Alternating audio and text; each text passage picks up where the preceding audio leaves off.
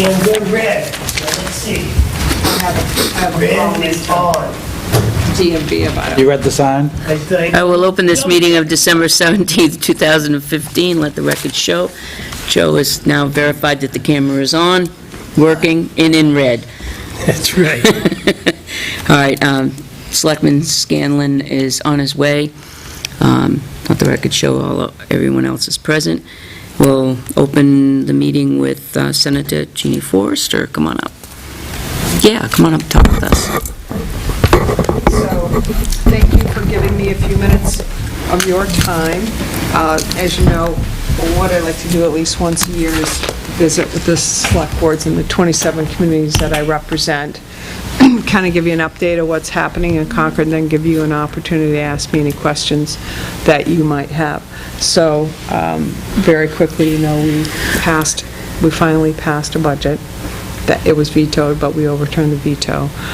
It is an $11.2 billion budget as compared to the last budget.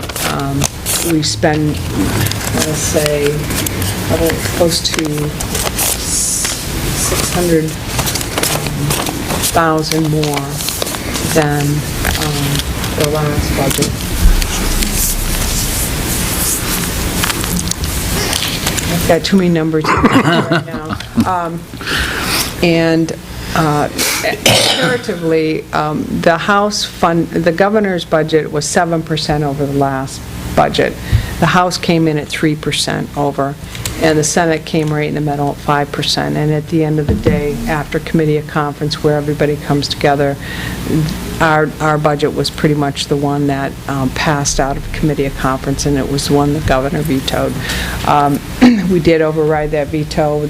We had a continuing resolution for about 3 months, which kind of put everything on hold. We eventually did get the budget passed, and right after that, we went, so let me go back to the budget. So this budget spends 75% more on drug and alcohol treatment, dealing with the issue of the crisis we have here in the state. Spends about 80, I'm losing my numbers, spends more on roads and bridges than the governor authorized in her budget. I want to say 80 million more. This budget sends more money back to the cities and towns than the last budget.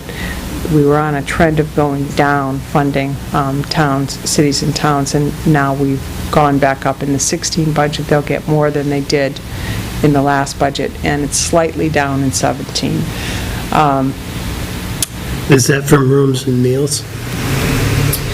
We, in the Senate phase of the budget, we actually appropriated $5 million more than what the governor had, and that happened in 17. So $5 million more in rooms and meals will go back to the towns.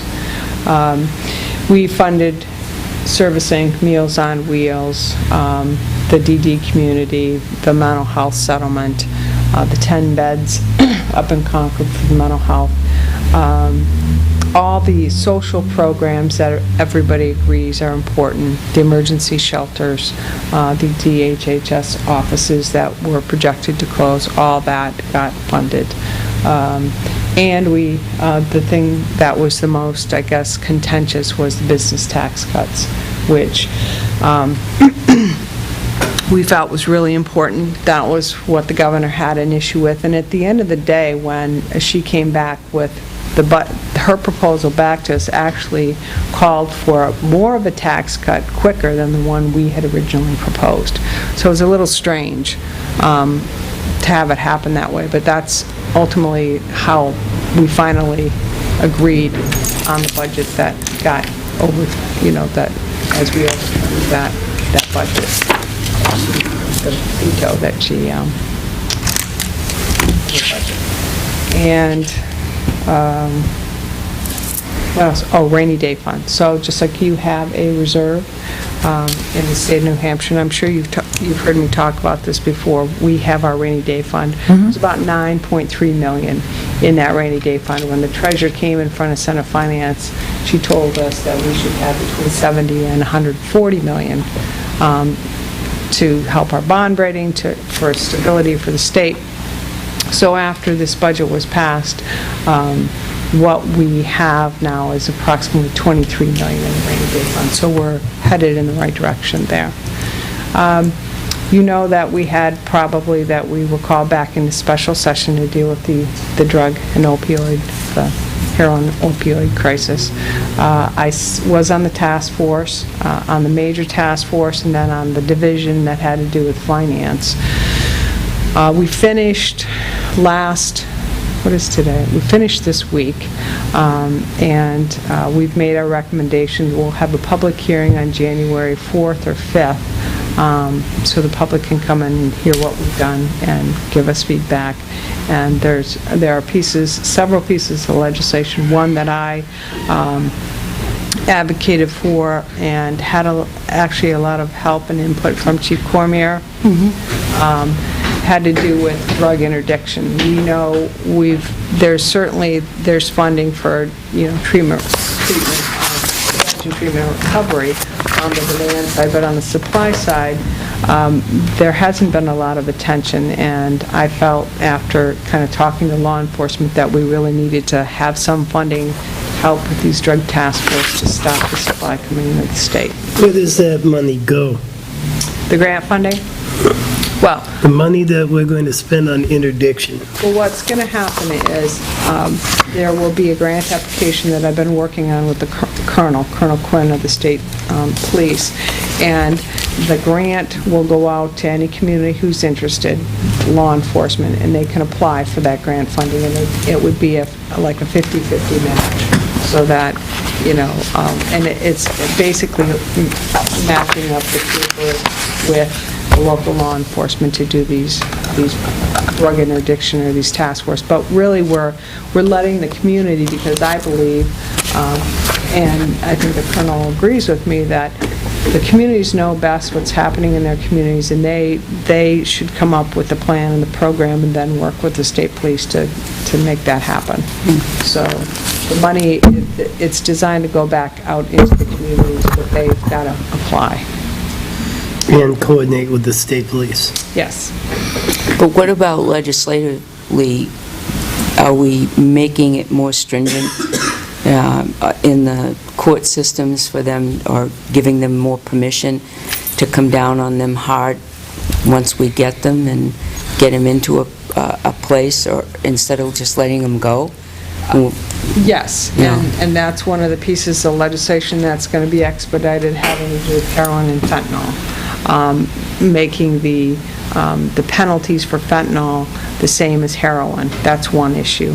You've heard about drug courts. We're looking at doing drug courts. So there's a whole array of legislation and programs that we're working on, and I think we just want to be very careful that we have a coordinated effort, that it makes sense. You can't just keep giving somebody Narcan if you don't give them, when they come out of a Narcan situation, because as you've probably heard, when they come out is when they're most apt to want to get help, to get treatment. So we can't just give them Narcan, let them have somebody come out of it and just leave them alone. We've got to put them on the road, and of course, they've got to want to get help. You can't make them do anything, but you can provide the services, the treatment, and have that there for them. So we're trying to make sure that everything, that there are no gaps. We heard this last Tuesday was the last set of presentations. A lady who lives up in Plymouth, who I happen to know, her son died of a drug overdose. I actually, when I was a Main Street manager in Plymouth, I knew him when he was a little boy, and we cleaned up the streets when we were doing, cleanup. And so I was just shocked, because I knew him when he was young, and he was addicted to heroin, and he went through the program. He got help. He was clean. And what happened was he got a cold, and he went to the doctor. Hydrocodone. Doctor prescribed, didn't ask, have you been addicted? Didn't ask those questions, and it wasn't his primary care doctor, because the primary wasn't available, and apparently the primary care had not made notes in his documentation so this young man fell through the cracks. Well, he took the narcotic and got a drive for, I guess, the heroin, and Mom found him laying on the, bathroom floor with a needle in his arm, and it was, they determined later, pure fentanyl that he had used. So, But, what bothers me is, we can help on that level, and don't get me wrong, we need that help on that level. We need to go out and educate these people, we need to go out and help them. But if you just sit in a court today, and just in one day, the inconsistency with their decisions, you could be caught with heroin on this end, but it was a minor amount, so, okay, I'm going to let you do weekends because you have a little child, and you can just do weekends. I know some of these personally.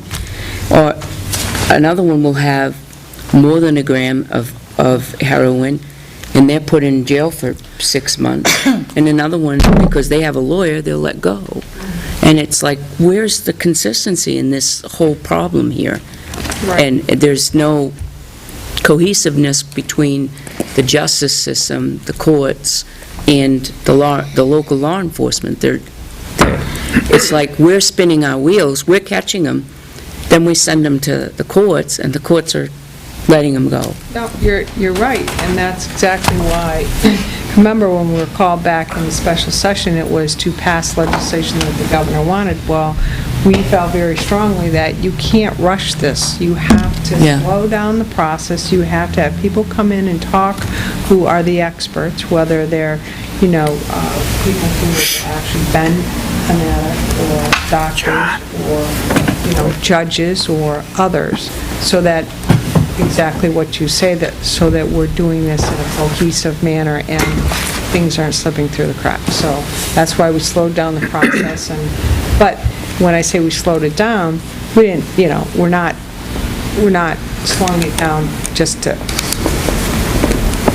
it's being done in an expedited fashion, but it's being done more thoughtfully than just coming in and passing something without having it vetted through public hearings and testimony. Maybe there should be money put aside so that the judges, the justice systems can be educated, the same education to everyone, let And them I think all that is- hear the same thing. And I think that is in one of the pieces of legislation that's up there. Good. Well, I think that's important. And I'm so glad that you put it back in DHS and ServiceLink. I can't even imagine our community without ServiceLink. I just think that was a good move. Is our Caleb Hill Road still in there? It should be. Yeah. Yeah, because, that all. It is. So that special session, big issues coming up in this session are going to be, the sunset of Medicaid expansion, so it's going to be the reauthorization. I think there are one or two bills in the House, there's one in the Senate.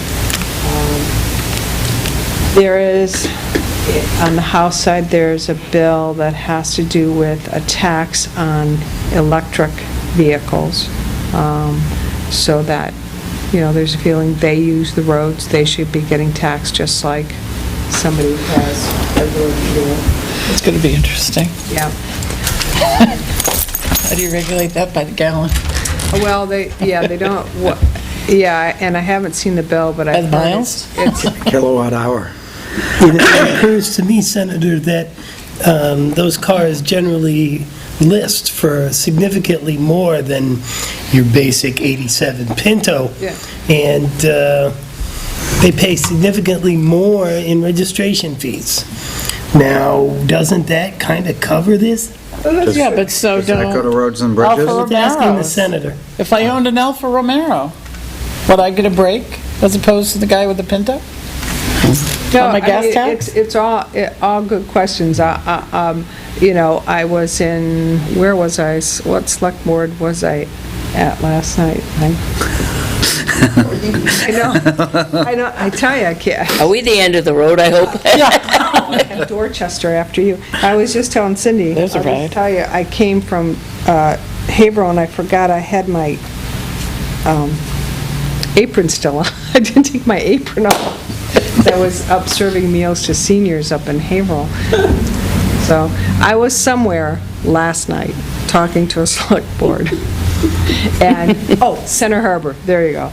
And one of the selectmen asked me, he says, well, because he has a Prius, he says, well, but I've reduced the carbon footprint, why should I have to pay? I'm like, I didn't introduce the legislation, I'm just telling you it's there and it's coming, if it makes it out of the House. But, the argument he made last night, well, trucks and heavy equipment like that should be getting charged more. Well, you can do that, but you're going to see it in the price of your food and all your other services. But they use more fuel. No, but it's because, he was basing it on the weight, because he was saying the trucks are the ones who ruin the road, so they should be the ones who are paying. So it wasn't based on fuel, it was based on weight. Right, but they pay the gas tax, they Right. pay more through the toll. Right. I mean, the Prius, it's got 4 wheels. Yeah. It's wearing the road down the same as somebody's little Volkswagen, Yeah. or Pinto. Only the So, Pinto pays 20% of the registration fee. So, If yeah, that. and my Alfa Romero is gonna pay a lot more than both of those put together. So, do it all works out. And do registration fees go to roads and bridges, which is what this, Right. the so it gas all tax works goes out. for? Where You does know, that money go If you're for, driving on the Senator? road, you're driving on the road. Registration fees? Yeah.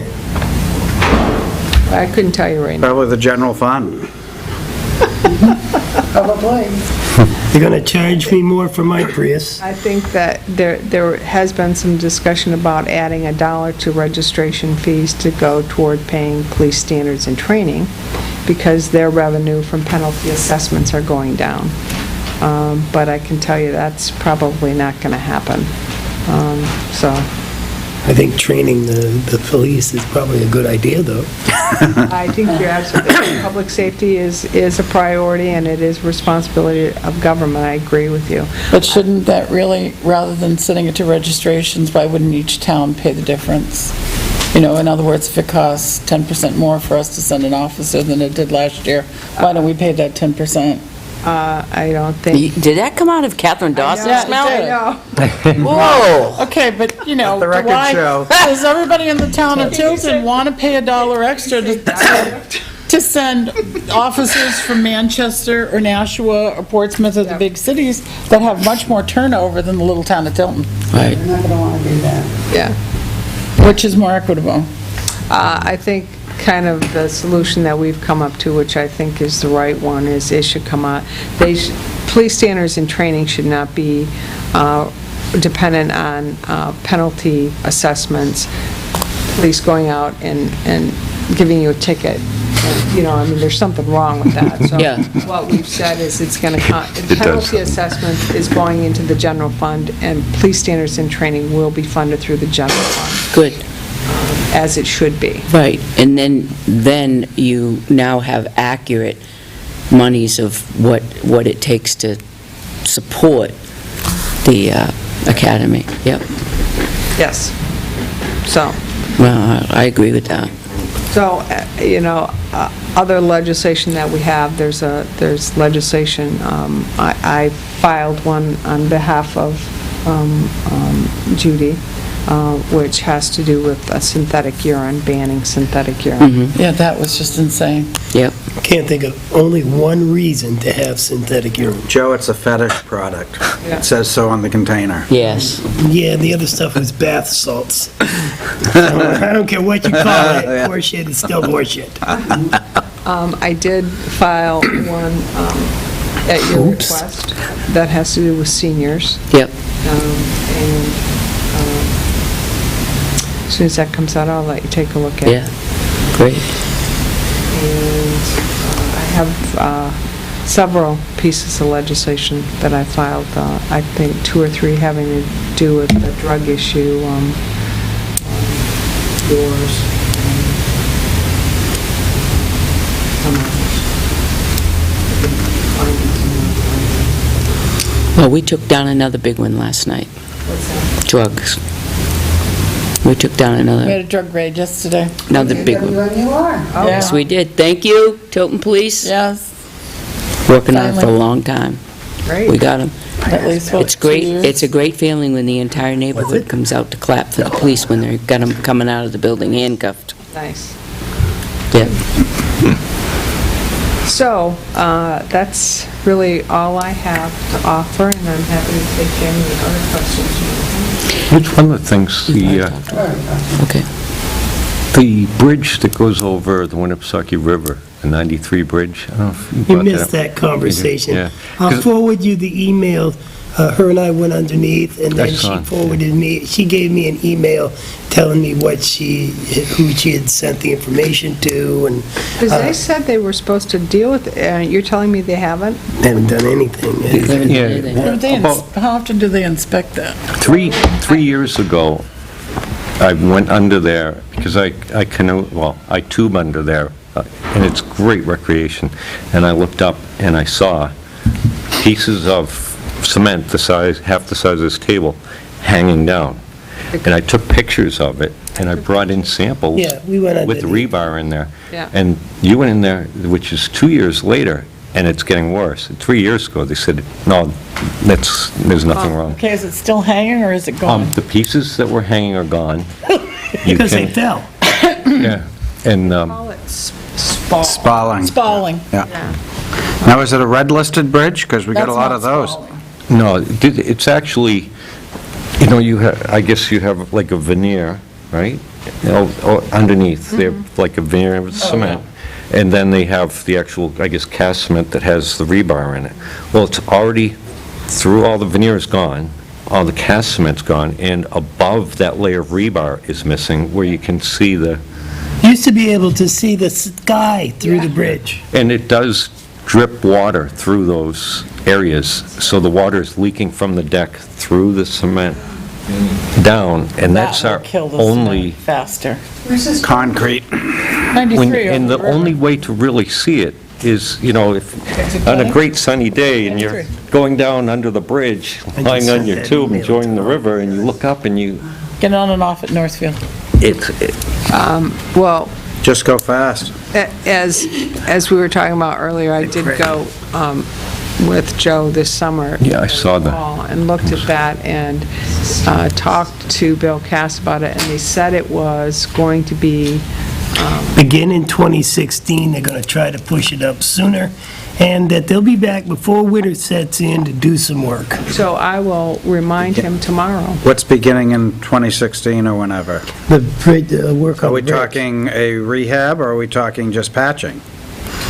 I didn't get the sense it was Yeah. patching. I thought it was rehab. I heard they had a full-scale plan for rebuilding both of the bridges one at a time and diverting traffic from one lane over and two-way traffic, and then go back the other way. it's not going to be an easy one, because even the pilings that go down into the river are all, Yeah. So that's why they're going to shut They down showed one us whole that lane to 2 years do ago. it. Yeah. They're going to Yeah. The issue that we cross the had, median. Deer Street. Yeah. Jersey Catch barriers. basins. Yeah. And not take, when spring comes here, I'll mean- take some more pictures of, because I have some Jeannie pictures should- from 3 years ago, Parts of it will of be. the same areas. What happened. And I just sent her email to me, to you, and to all of the selectmen, so you have Ginny, that. we, Without our selectmen's minutes. I know, we had an issue not too long ago with the state. It's We always still have it. We still have it. There's, on Deer Street, which is the street next to the school, a catch basin. Which school? High school. High school. So Catch basin, what's going on? currently, right now, New Hampshire, I'm going to say this my way, the New Hampshire DOT is holding us hostage. So they want us to claim all the drainage along Route 311 as ours, or they will not pave their portion of Route 311. And of course, the drainage is not ours, it drains Route 3 and 11. So up on Deer Street, there's drainage. There's a swale between the high school and a condominium apartment building on Deer Street. There's a culvert that comes out of that swale, comes across private property, goes under the town sidewalk to a catch basin, and then it goes across Route 3 and 11 to another little swale brook. In the Daniel Webster Highway blueprints, I think it's 1931, you will see in there plans for those culverts and the catch basin. They relocated one, relocated the pipe. State of New Hampshire, not the town of Tilton. When I contacted District 3 about it, and our Public Works Director, Johnny Van Tassel, talked to someone at District 3. It's not ours. We're not doing anything about it.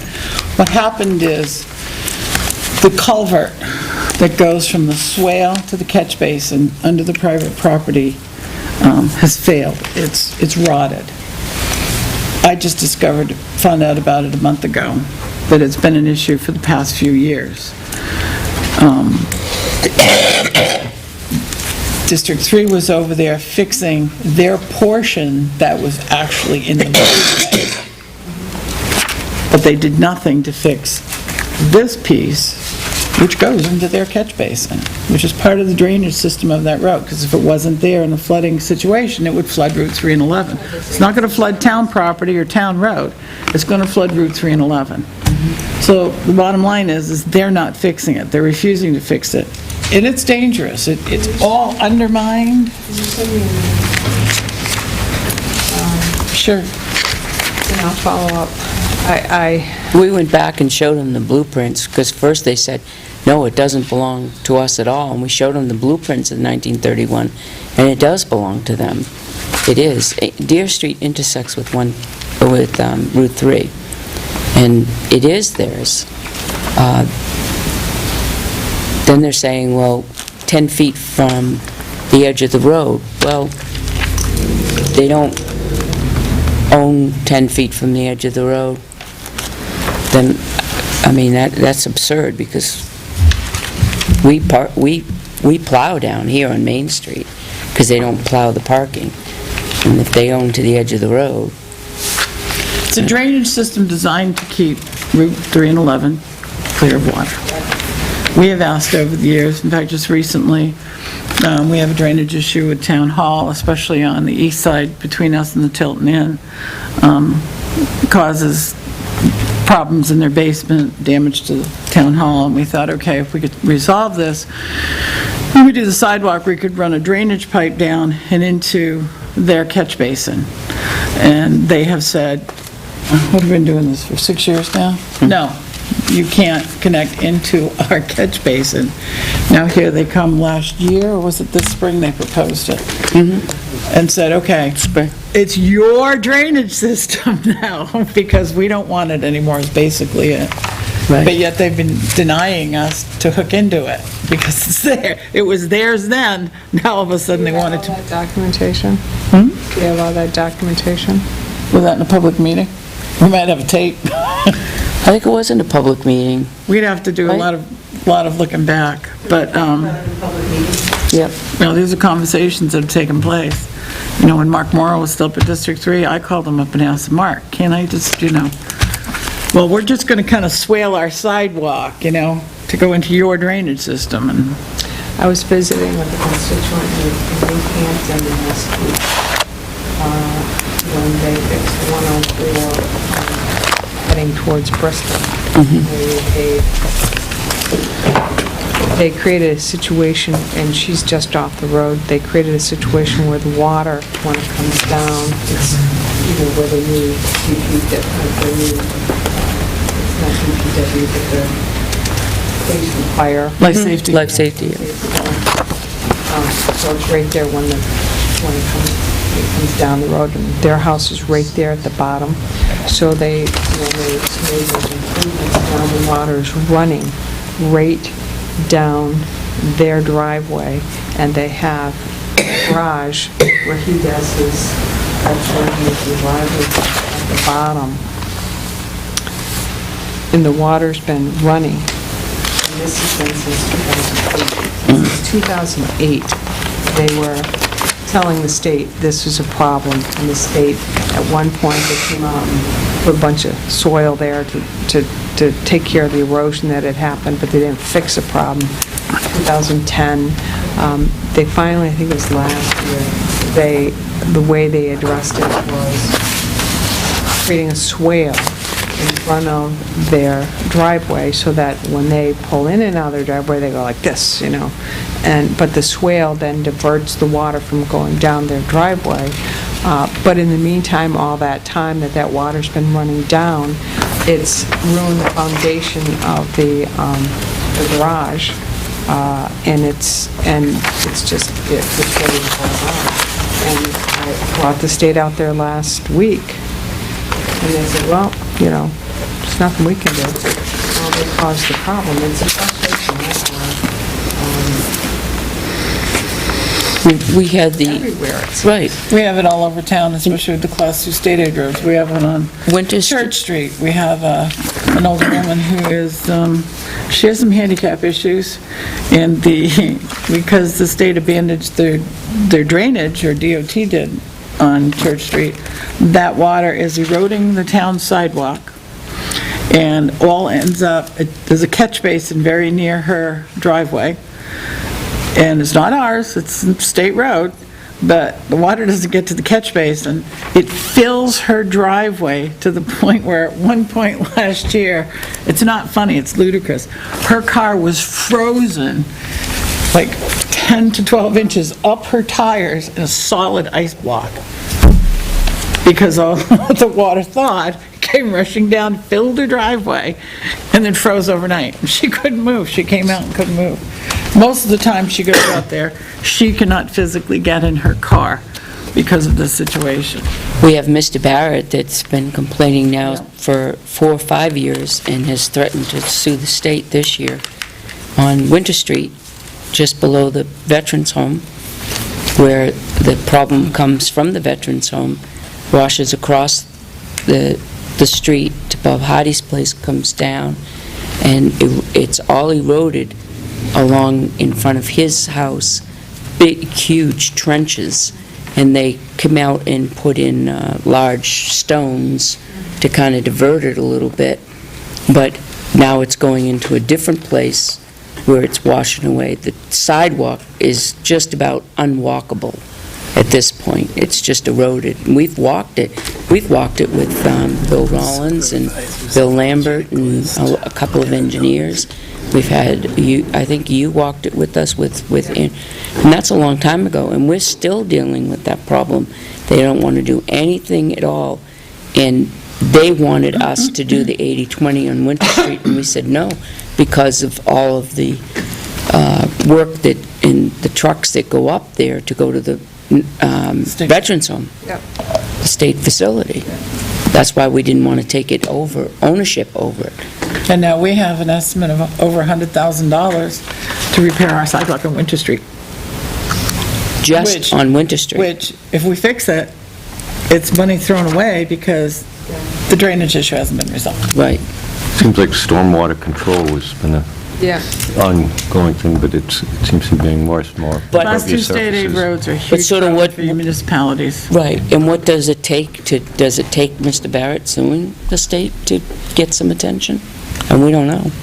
And you know, upping the monies may help in these kinds of situations, because this has been a real ongoing problem, an issue. You know, Caleb, we're gonna get fixed, and they Band-Aided it, which is a good fix, and then, you know, we'll take, and Clark, I can't complain about Clark at all. Or Colby. Oh, Colby. They did a great job on Clark and Colby Thanks for on your that. help with You those. don't, can't complain about that at all. Going on Winter Street, and that's primarily where the Veterans Walk is Winter Street. So,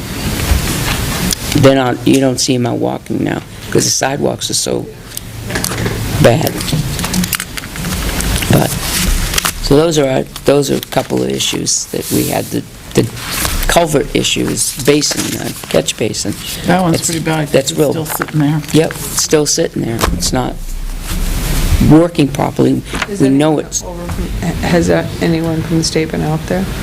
The town of Tilton, I asked Public Works to put some cones out, this is on private property, because I was afraid somebody might stumble in there. It's close enough to the sidewalk at night, because it is all undermined.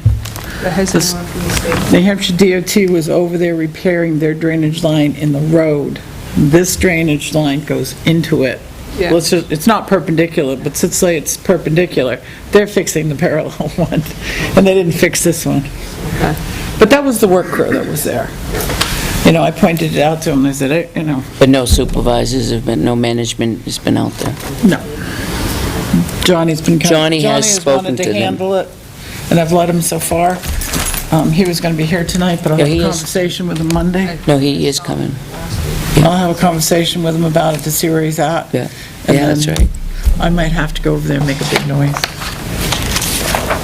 Well, send me the information on it, and if you'd like, we can get them to come out, and I'll come out and take a look at it. Sometimes that seems to work. It's a dangerous situation right now, so. Yep, it Anything is. else? That's it. Anything else? Joe? Yes, sir. I have, I would like to ask a question about when, if ever, the marijuana dispensaries are planning on opening up. I think they are in process. Yeah, they have been for several years now, Senator. And I was just wondering if in my lifetime they were ever going to open up. I know the one in Plymouth is, I just asked, I saw one of the selectmen the other day, and he said he said it was supposed to be open in 16. Like, But- yesterday. No, 16, 2000. 2016. Oh. But I'm not aware of it. I mean, that's the only one in my district, and I've been focused on the drug task force. I understand. My second question, again, has to do with marijuana. The rumor has it that a bill has been filed in the House by a gentleman from Belmont to legalize small portions of I saw that. marijuana. I saw that. Classically, these things pass in the House, and then they go to the Senate, Yep. and they die a quick death. Yep. I was just wondering what the potential for passage by the Senate might be. I would say very small. And I know you disagree with that, and we've had this conversation. But I will tell you, Joe, I do disagree with it, if there's anybody who's wondering, yeah. no, I will tell you that if nothing at all was confirmed during these drug task force meetings, we had a young man by the name of Alex Berry who started out at the age of 12 or 13 smoking marijuana. By 18, heroin. He will tell you, he told us, it was Gateway. I know you disagree with that. No, not necessarily, but I think alcohol and tobacco are the gateway drugs, Senator. But three wrongs don't make a right. I don't know. You know, every person after that, whether it was a doctor or a judge or any of the testimony we heard after, confirmed over and over again, we should not be legalizing marijuana, especially when we're in a drug crisis right now. That's just not what we should be doing. But if marijuana wasn't readily available, and someone is going to turn to self-medicating, they're going to find something, whether it's marijuana, Sure. alcohol, Sure. whatever. So I don't believe in a gateway drug. It's all out there. It is. And until we figure out that we have to resolve the issues that causes a person to become addicted or, whatever has happened in their life to put them down that path, doesn't matter what they choose, because everybody chooses something different. Sure. Whether it's marijuana, Yep. you start with alcohol. I mean, alcohol was, in the 50s, that was the gateway drug. Marijuana's just more easily come by now. But the marijuana of today is very different from the marijuana of... Granted, yes. Yeah, so, Not your grandfather's marijuana. Is that your grandfather's marijuana? Would be me, folks. It's quite frightening marijuana. Joe, you know, I don't make a moral judgment. I'm just, in the face of everything that's going on, it's just, to me, it seems bizarre that we would legalize marijuana right now. And so, and I think, that's why I think in the Senate, I would be shocked. And yet, the state operates all the liquor stores. Hey, I'm not disagreeing with you. All right, I think I'm we just have to saying. embrace mental health. Just saying. We have to embrace mental health and have that more readily available to people, and I think you'll find a much more resolve of your drug addiction. Okay. Yep. I just felt I had to say something. Here, my stepmom sent me One more some thing sugar for our babies children to walk from down that Florida. path with. Thank you. You're welcome. Thank you so much for coming in. Thank you. Much appreciated. Thank you for everything you do. The time, and if you send me that information, I'm happy to get these folks out here and take a look. Am I getting close to being able to check that box beside your name? Yeah, Golden Dome? yeah, the Golden Dome. What is the Golden Dome? My ultimate wish. I will say that, Oh, Thank you. but I was interesting on the way here, I was talking on the phone with a good friend of mine who's a Democrat saying, don't do it, they'll kill you. Do it, do it. Listen, I'm a Democrat that says do it. I'm an independent that's telling you to do it. You can get both sides of the aisle. You You can have several parades for bring you. them together. That's what you can do. Put a sign in my yard next to Hillary's. Did you Is that the Hillary for prison sign? that's really Ready to good. send Is that the Hillary for prison primary sign? was set I'll bring you one of those. February 9th. Oh, thank God we have a Yeah, day. today was set. What's that? The We have a day for presidential the primary. February? Ninth. February 9th. That's Tuesday, Yeah. right? Was it the 2nd? It's a nice- 9th, yeah. All right, thanks, guys. Can't wait. Thank you, thank you. Yeah, I'll thanks. send that out to you. I got this information from Cindy, and as I told her, I actually, when I was in Sanderson, heard the same issue about the DMV, so I've already got a call from We don't have a choice. If we call them up and say, no, we're not going to do it, they'll say, okay, you don't get to be a station anymore. Exactly. We can't afford to lose that But I'm revenue. making their life a little hell-like. I do have one more Thanks. thing. Merry Christmas, Chief. Yes, yes, Merry Christmas. Bye, guys. Bye-bye. Yeah. Good to see you. God, I wish she'd run.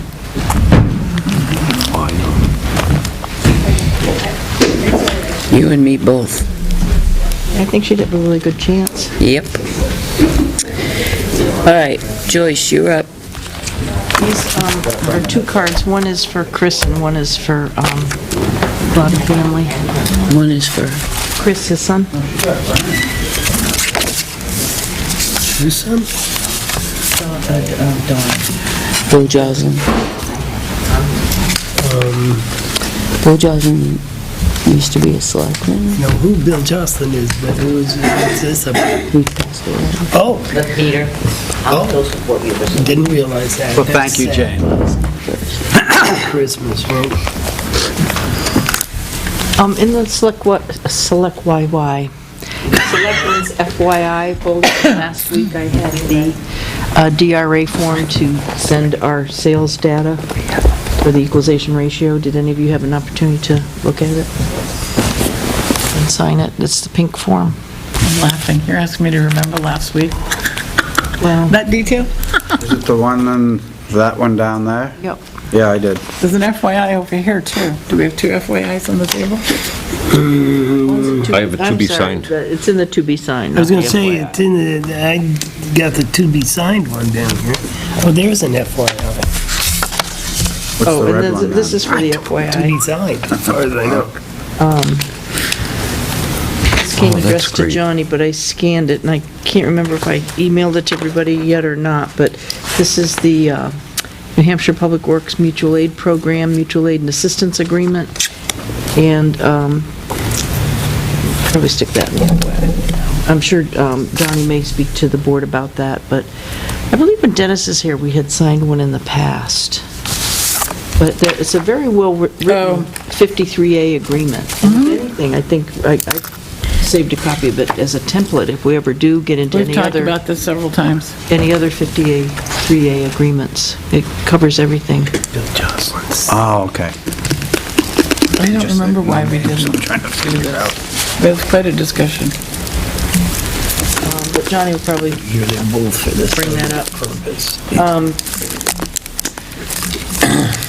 In a month and a half, we've called this individual repeatedly, Thank you. and one time I did get through, and they said they would come by and pick it up. So, how would you like me to dispose of that? Give it to, what would you like? What are we This is disposing? It's a $10 gift card, this is the winner of the costume party for, one of them. When they didn't come pick it up? We've just tried repeatedly, their mailbox is always full. Go to the next one. Oh, they're all in the, Do you have Probably chose, got rid of all the other stuff. so I saved everything. Well, pick another one. Pick another one, okay. Sure. Works good for me, idea. if it works for everybody else. If you can't get a hold of that one, yeah. I mean, everybody else, bang, they were right in to get them. There you go. Save it for next year. We got the signed easement for putting in the drainage system off of Mansfield Road, and I wanted to know... Good for you, if Peter. Wanted me to... There's a hole there today. To the registry to record. yep, I would say yes. Yes for what? We received our drainage easement, it's in the FYI folder. Oh, we got a hole there today. He's already working on it. Yeah, he's up there working on He's it. on it up there today. Right, I know, we did... And we haven't signed the easement? We need to- Sign it, he signs it to the town. I'll just think. We prepared the easement, or you prepared the easement, and he signed it, and I just wanted to know if you want me to record it. Yeah. Okay. Yes. Yep. As you overheard Cindy say, the Secretary of State's office finally established February 9th. she said, 9th. Tuesday, for the presidential primary. We have the gym reserved at the high school. What they ask, though, is that on Monday nights, they have practices in the gym, and they want to know if we could set up either after the practices, or our other alternative would be early in the morning. That's Public Works.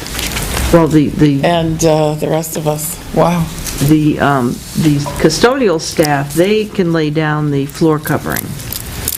That's no problem. Yeah, It's but just that's they not- have their practices for We've their never done that anyway. Tuesday. I'm sorry, what? We've never done that part anyway. Right. We get there at 2:30, and usually we're out of there probably around 5. Right, but in the gym, they use the gym.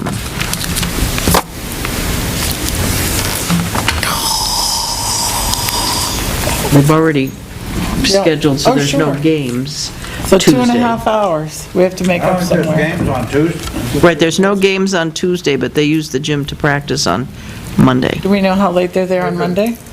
Cancel one practice, it won't make a break. They won't.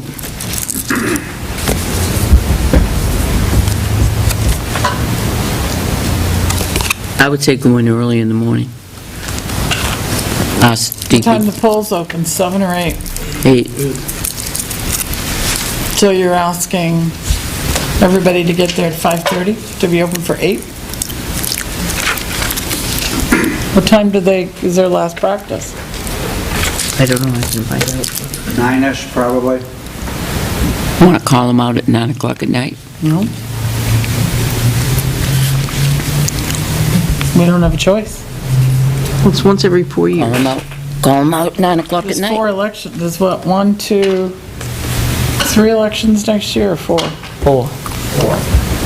There's 4 No, elections. elections, we have 3. We have the town, and then we have our, the state primary, and then we have the general. And the federal primary. Yeah.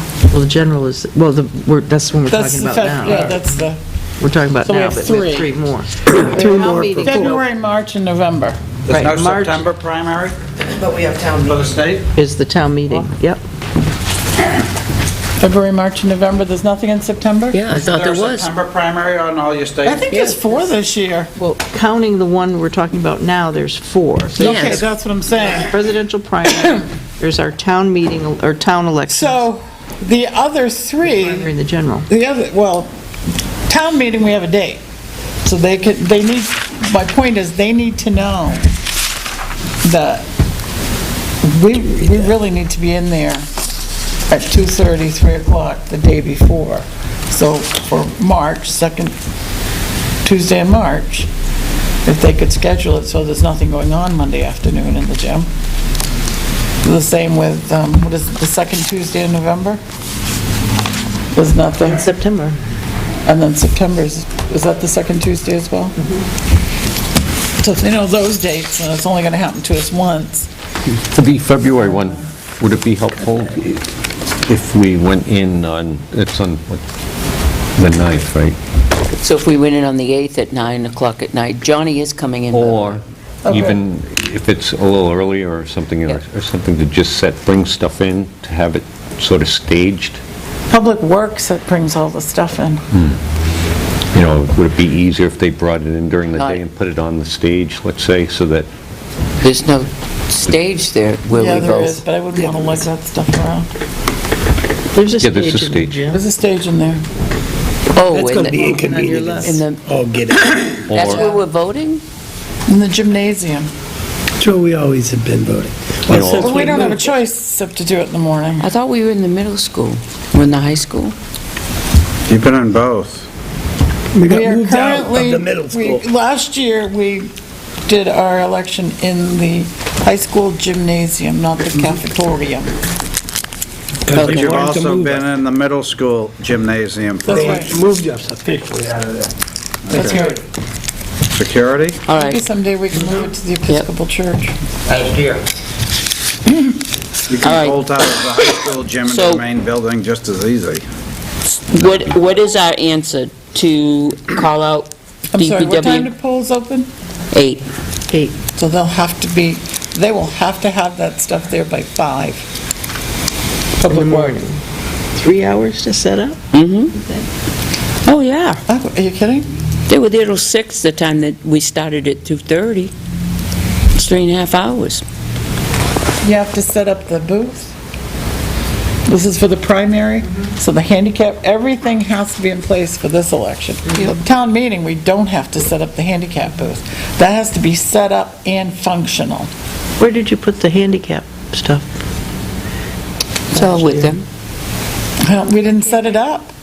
We didn't have to set it up, so we didn't use it. It's And for this is federal all new elections. to, and this, right, and this is We all set new up to the Johnny. booth, so they, if somebody's in a wheelchair, they can wheel into it. so they, The system, the system itself in the booth has to be working. I forget what it's called, I'm sorry. The telephone and the, All right. TBD. All right, well, let's make a decision because we're running behind here and,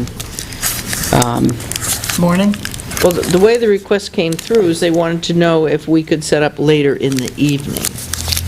But you're saying morning would be better. Well, what time Unless did you're they going to call say? public service. I would say call Public Works out that evening. It's gonna be overtime no matter which way you do it. You're gonna call them out that evening. No, it's going to be all overtime in the evening. If you call them out at 5 o'clock in the morning, it's only going to be 2 hours, right? Because they start at 7. It won't take them 2 hours to set it up. Yes, it will. They're going to have to stay and It help took them us, 3.5 hours last. usually. Bring in the booths and set up the booths, and the rest of us can do the I other just think stuff. that for the rest of us, though, that's a long, long, long day. If you could set it up the night before. If Public Works is willing, it's just like plowing. But that's the thing. What if they're out plowing? Then you and I are humping voting booths. We're in trouble.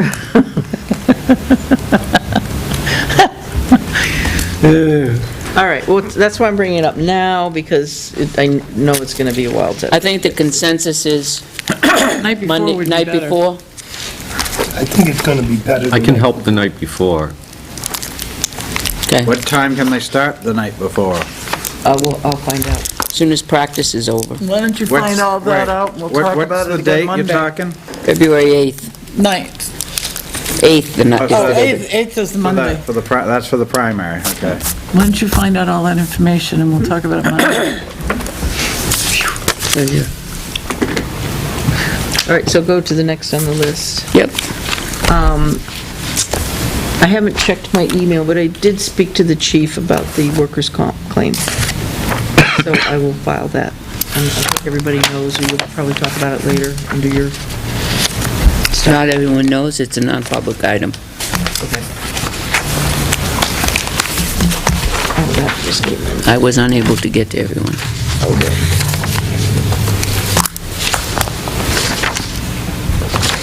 Catherine, these I ran just to show you what our assessing software can do for doing targeted mailings.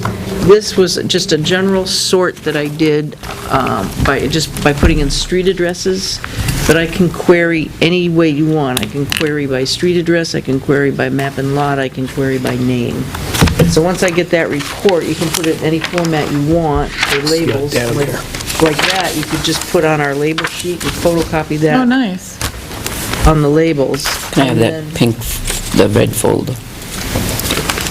I played around a little bit with a template.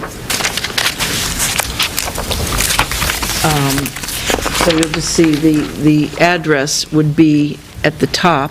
We'd have our letterhead. The address would be at the top, and then you insert the text of Nice. your letter, and then any way you want to sign it, and Do you have to have something in your computer that allows you to do that, or is it there already? it's there already. You just Okay. enter it. But now that we're going to have this folding machine, that can be set up for window envelopes. So if you do a mailing, it's real easy to do. Okay, so this will make you happy. Remember Health Trust had return of contributions? Okay, so I held off on dispersing that, the part that would come to the employees for their share, till the end of the year, till we reconciled everything. So I figured this way it would be nice for the board to have a nice surprise extra Christmas present for the employees, so I can do a nice letter and explain that this is the last of the return of contributions from the Health Trust. And the bulk of it, though, goes to our retirees because they pay 100% of their premium. So with your permission, I'd like to go ahead and prepare this so that we can do the checks. What is it? Oh, this is just the cover letter. I haven't actually done all the calculations, but this one here. One is for, if you look at my writing on the right, that's the amounts that would be dispersed to employees. One of them is for the period of September 1st of 2013 to June 30th of 2014. It's a 10-month period. And the reason it takes a while to calculate this is because once they tell the town, okay, this is what your share is of this $17.1 million return, it's based upon our premium contributions for that 10-month period. So then they figure out, so I think for that 17.1 million, we get a total of 28,000. That's health and dental. But of that 28,000, only a very small percentage gets returned to the employees because we only pay, well, back in, for that time period, we paid, non-union paid 12% of their health insurance premiums, and union paid 14.5%. Dental's a little bit more because the way our premiums are set up there, the town pays for 100% of the single, and the employee pays for the difference for two-person and family. Our retirees that receive their health insurance through the trust pay 100%, so they're really the bulk of that return. And then the second one came in late in October of 2015, which was for the return of surplus for 2014. And that one was a little bit more. That was, the total was around $51,000. But what gets dispersed is, it's on that second sheet that I sent you, probably around $14,000. Again, I think 6,000 of it goes to retirees. So I think that'll be a nice surprise for our employees and You do that for next week? yeah, I'll have that for next week. That's the last one. They're, Yep. they're pain in the you-know-what to Everybody's okay with that? calculate. Yep. Sounds like a go. Have an explanation for that. And then the employees and their paychecks this week, as you know, we calculate their premiums owed over a 50-week period because their premium co-payments are pre-tax, so if there's anything we have to adjust, we want to make sure we do it within the calendar year so that we don't mess up our 941s and their W-2s. And there are, and I think you saw in the payroll book, we have payment agreements for 2 of our employees. And if you want the details on any of that, outside of the meeting, but we're good. And then we also they'll have next week in their paychecks, according to the IRS, our health insurance, our life insurance, because the town pays 100% of the group premium. Any benefit over $50,000 is considered a taxable benefit, so that has to be calculated. What's our benefit we offer? 1.5 times salary. It's better than the school district. They do like 55,000, so I have to pay taxes on a $5,000 benefit, which is foolish. It's not that much money, because we have a... Well, yeah, but it's to make it... It's like Verizon, they do 60 and then they tax you on the 60, Yeah, not over right. 50. Yeah, but for me, for the difference between 50 and 55, give me the 50 and don't have anything that I have to pay tax on. Don't you have to die to pay the tax? Well, no, He's shaking her head, yeah. no, Collect the tax or the... no, you have to die for the benefit. There's a payment if you're over the 50,000. You have a tax Taxes. implication. Oh, That's what they charge you tax money and Yep. that's something you can't have until you're dead. well, and I can't say to the school district, only do it to 50,000, because I don't need the other 5, because it's in the contract, you know. It's a nice benefit for employees, because if you go out on your own and try and buy insurance on your own, you're paying a lot more than what would be in tax for the extra. So this is a very nice, inexpensive benefit for the town to offer their employees, because we all like working here. And it's, the benefit that we offer is, again, what? Our policy will pay out 1.5 times the employee's salary for accidental death. Is that the base salary or a salary including everything, like Just the every base detail? salary. Okay. Just the base. And it's just accidental death. I'm sorry, life and accidental death dismemberment. They'll pay so much on, the one hand. So it's a life insurance policy. And they do offer the, And the town pays 100% of that? and they offer through that group, if employees want to buy supplemental insurance.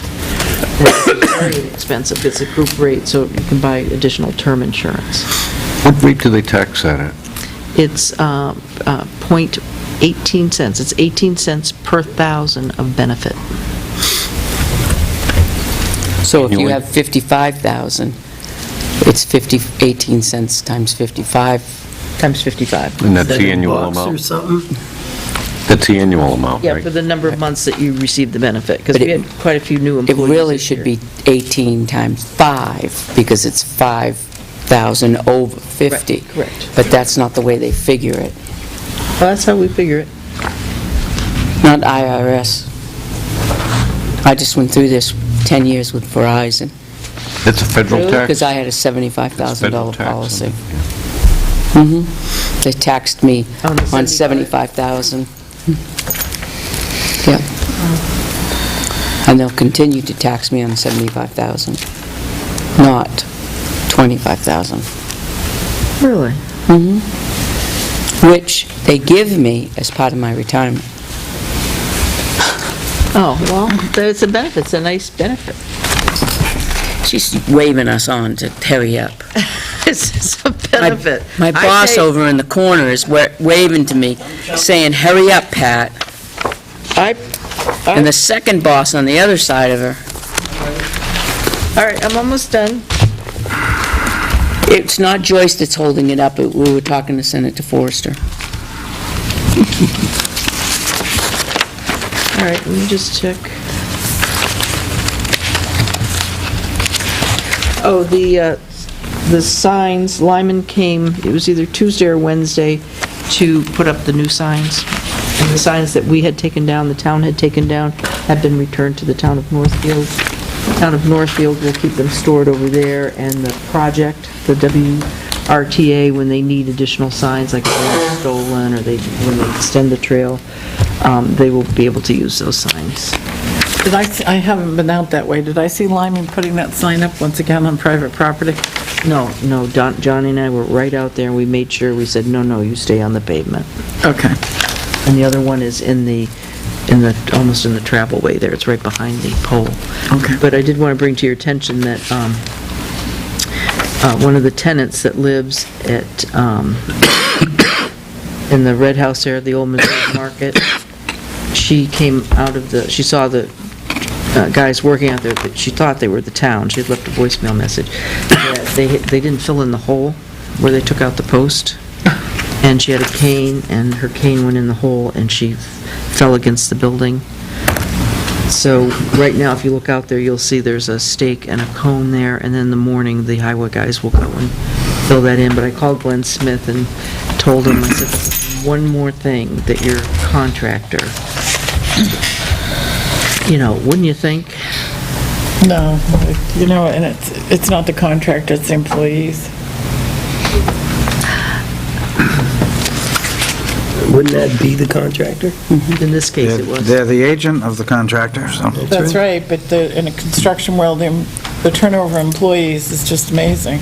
And the contractor the contractor's liable, bottom line. I mean, So the contractor doesn't use supervisors? But it's the, Right. But anyway, so Glenn was, and I tried calling the woman back with the number she gave me, and I listened to the message 3 times. I have her number. You do? Oh, I talk to her regularly. Some manufacturer's rep for tools. She, and she's great. There's a horrible problem over there with trash. The landlord Does that number /owner. look familiar? Yeah, looks close. I listened twice to the message, but anyway, so that's... You'll get back to her with the number. I'll get it to you. Good. Because I just wanted to let her know that we responded, it wasn't the town, and we've done that. And then I spoke with Dan Chapman. He said that he hasn't forgotten us about the senior center roof, and he promises he'll keep in touch. Roof's in the mail? The roof Yes. is in the mail. And then, I already talked about that. I think that's about it. You have enough on your plate. Oh, this you were gonna talk about, but you're gonna do that in non-public? Which is fine, I think. Yep, we'll do it in non-public. But can I have this so it reminds me? Thank you. And if I could just see the to be signed, to see if there's anything else. Take it. Help yourself. Take it with you. Sure? Yep, here. I'm not a good and plenty. Charlie says, love that good and plenty. Watch the old spaghetti westerns, you'll see that commercial. It's still on there? Yeah. On like AMC and all, yeah.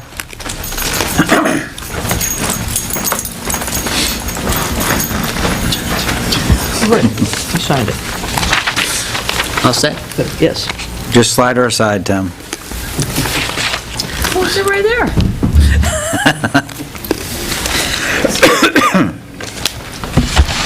You leaving now?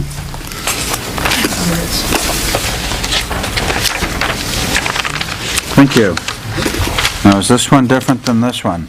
Yes, So is this one trash? yes, Yeah. Get it out of my way for now. This is the newest and most improved one? yes. Gonna have the budget. Or it's the latest tree? This includes the Budget Committee approved items from last night, and it includes current expenditures. That's not what she gave me.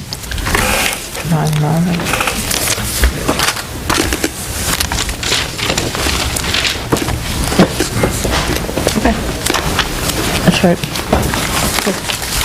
I'll try calling her now. before I leave. Yes, I got it. Did I get the stipend one? It's in All your, right, so you're all should be done right with me for now? Everything else set? Oh, the fixed deposit. right. So it should show on the top there. Yeah. I wish I were going. Okay, that's right. I'm jealous. Just not feeling too great. I know. That's right. All right. So I have several things for you tonight. First of all, just to let you know, I attended CJIS training today, which is the Criminal Justice Information System. It was put on by the FBI, and it was required for all IT professionals of towns or town police departments. And so I can assure you I'm going to be spending a good amount of time in 2016 on security, probably upwards of 80 or 100 hours this next year, as there are a lot of requirements coming down the pike, as well as things that I think we can improve upon. The budget meeting last night went well. It was a fairly expedient process. I think because the selectmen's budget was down from 2015, that it helped things along. There were a number of questions. The department heads talked about their budgets, answered questions, the selectmen present, so on and so forth. And as a result, what you're looking at in front of you represents the most current draft budget, which is what the selectmen had approved last week, as well as what the budget committee approved last night. As you may have seen in the email that I sent out earlier today, there were two changes, one of which was in the land use. There's quite a bit of bias, of the planning board bias on the budget committee. Yeah. And they wanted to keep $1 in the master plan update line.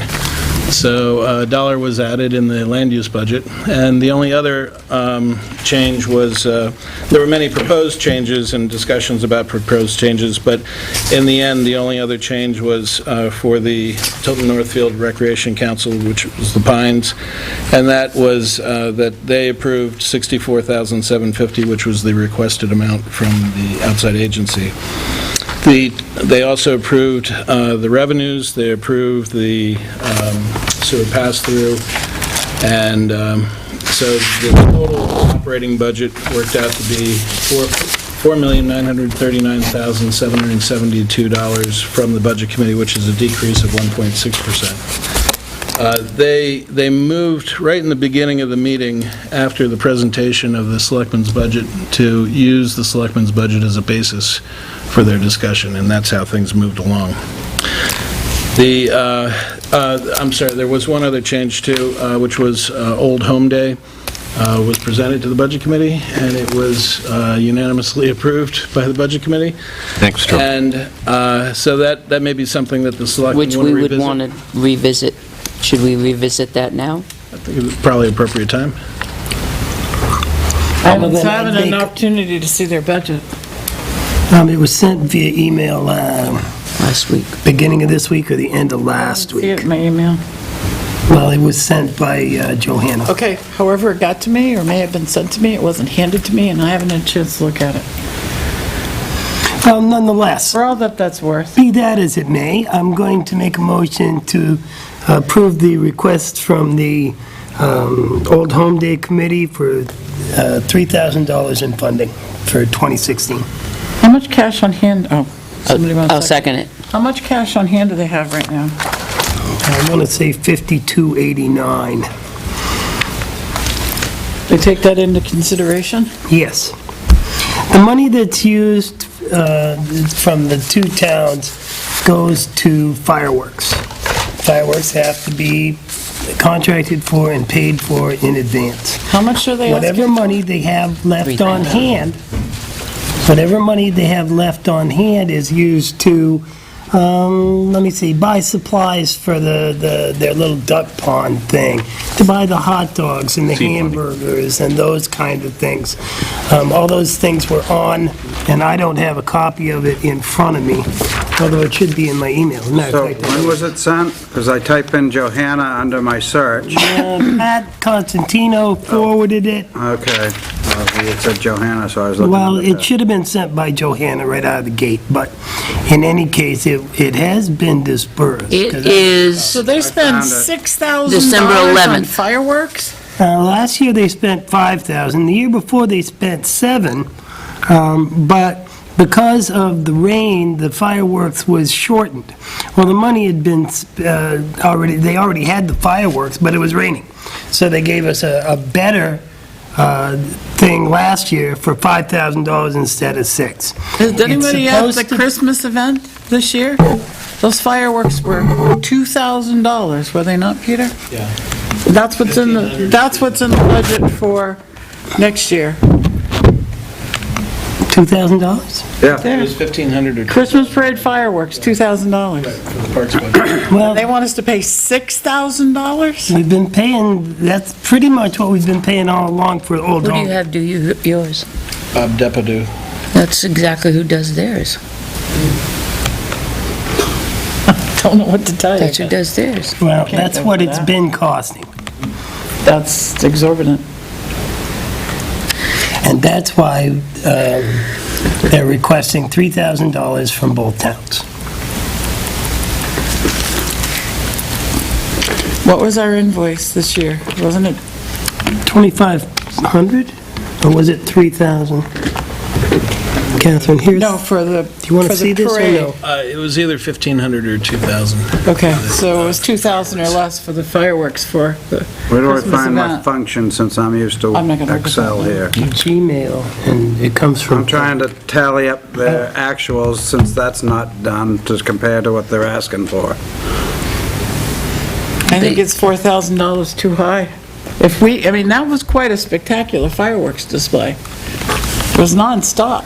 It was, I'm not a fireworks person, but I was kind of impressed. That was for $2,000. They want $6,000? Huh? No, I want to go For under fireworks? food, what the total is. That seem Under high. events, what the total is. I'm not sure. All I get's a bottom line. Old Home Day Yeah, ones that's what it is have Well, a it'd be nice different to also type of go by display. parts. If I had Excel, I could Pyrotechnics. manipulate. But I mean, a longer, What do you- more charges. I'm trying That to was what- sum. If I had Excel, I can do it. Here in Google crap here, I can't find, it's not as user-friendly as Excel. Is there where do they hide it? I think so. The sheets? There. Do I try that? He's trying to, Just put in the... he's trying to okay. add Where's the function button? columns. You having trouble with that little white thing? No, I have no problem with Excel. This Google crap. I hate Google. I'm getting a t-shirt. Well, my toolbar has basically nothing on it. Listen, Feeling the love. our teacher is getting overheated over here. Yeah, And because our, me this and our Pinto. finance manager's sitting there just I have no... smiling. I have a Pinto here because I can't, See how happy I am? huh? See how happy I am? What? But you don't have this Excel Here, sheet up.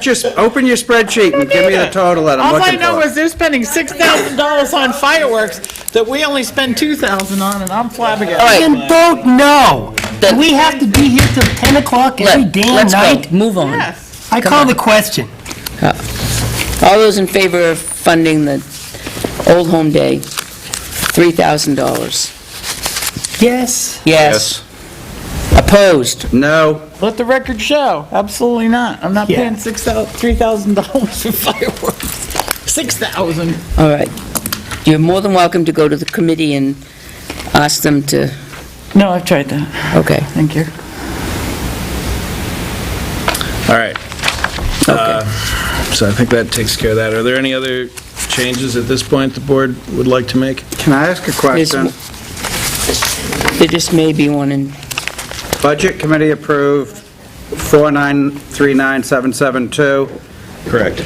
2015 was the budget.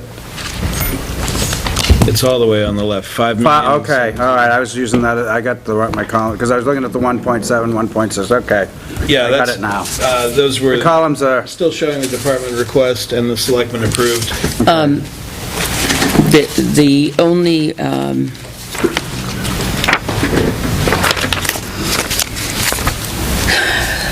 I have no problems with the budget whatsoever. There was an issue that we were going to talk about towards the end of the year, and I can pass my brain here because of all that excitement. From last night? No, there was the selectmen we were going to speak about towards the end of the year for next year, whether we were going to put it in the budget or not. Had to do with, it's past my brain that way. Was it the Doesn't need to be- remodeling of the police station? What's the what? The remodeling of the police station? Well, I have a list. I have a budget issue before we go projects. there. Well, the project does not include the cabinet. Have you seen that? That's correct. And I Okay. didn't have a final number. I had requested numbers from all the department heads today, but I wasn't able to get a hold of. Did we leave the budget? No, we're still in the budget. Okay, well, you guys switched to encumbrances, so I was confused. I'm sorry. Did you have an issue with the budget? I have a... Okay, what? So, we've been, trying to think of how many years I've been a selectman. So for at least 10 years, more than that. Ice Age, I believe. I think it's been closer to 12 or 13 years we've been working to update the master plan. There's been several versions. I have quite a few of them at home. Helped write some of them. We still do not have an adopted master plan. I'm thinking that we put some money in the land use budget for that and talk to Lakes Region Planning, who helped update to get us to the 1998 version, which is actually our official master plan now. Well, didn't we have money in there and we took the money out of there because we weren't using it? For the professional consultant. Profession consulting, right? And the logic there was because of the account that is available to the planning board that has roughly $2,300 in it. I don't know if that's enough.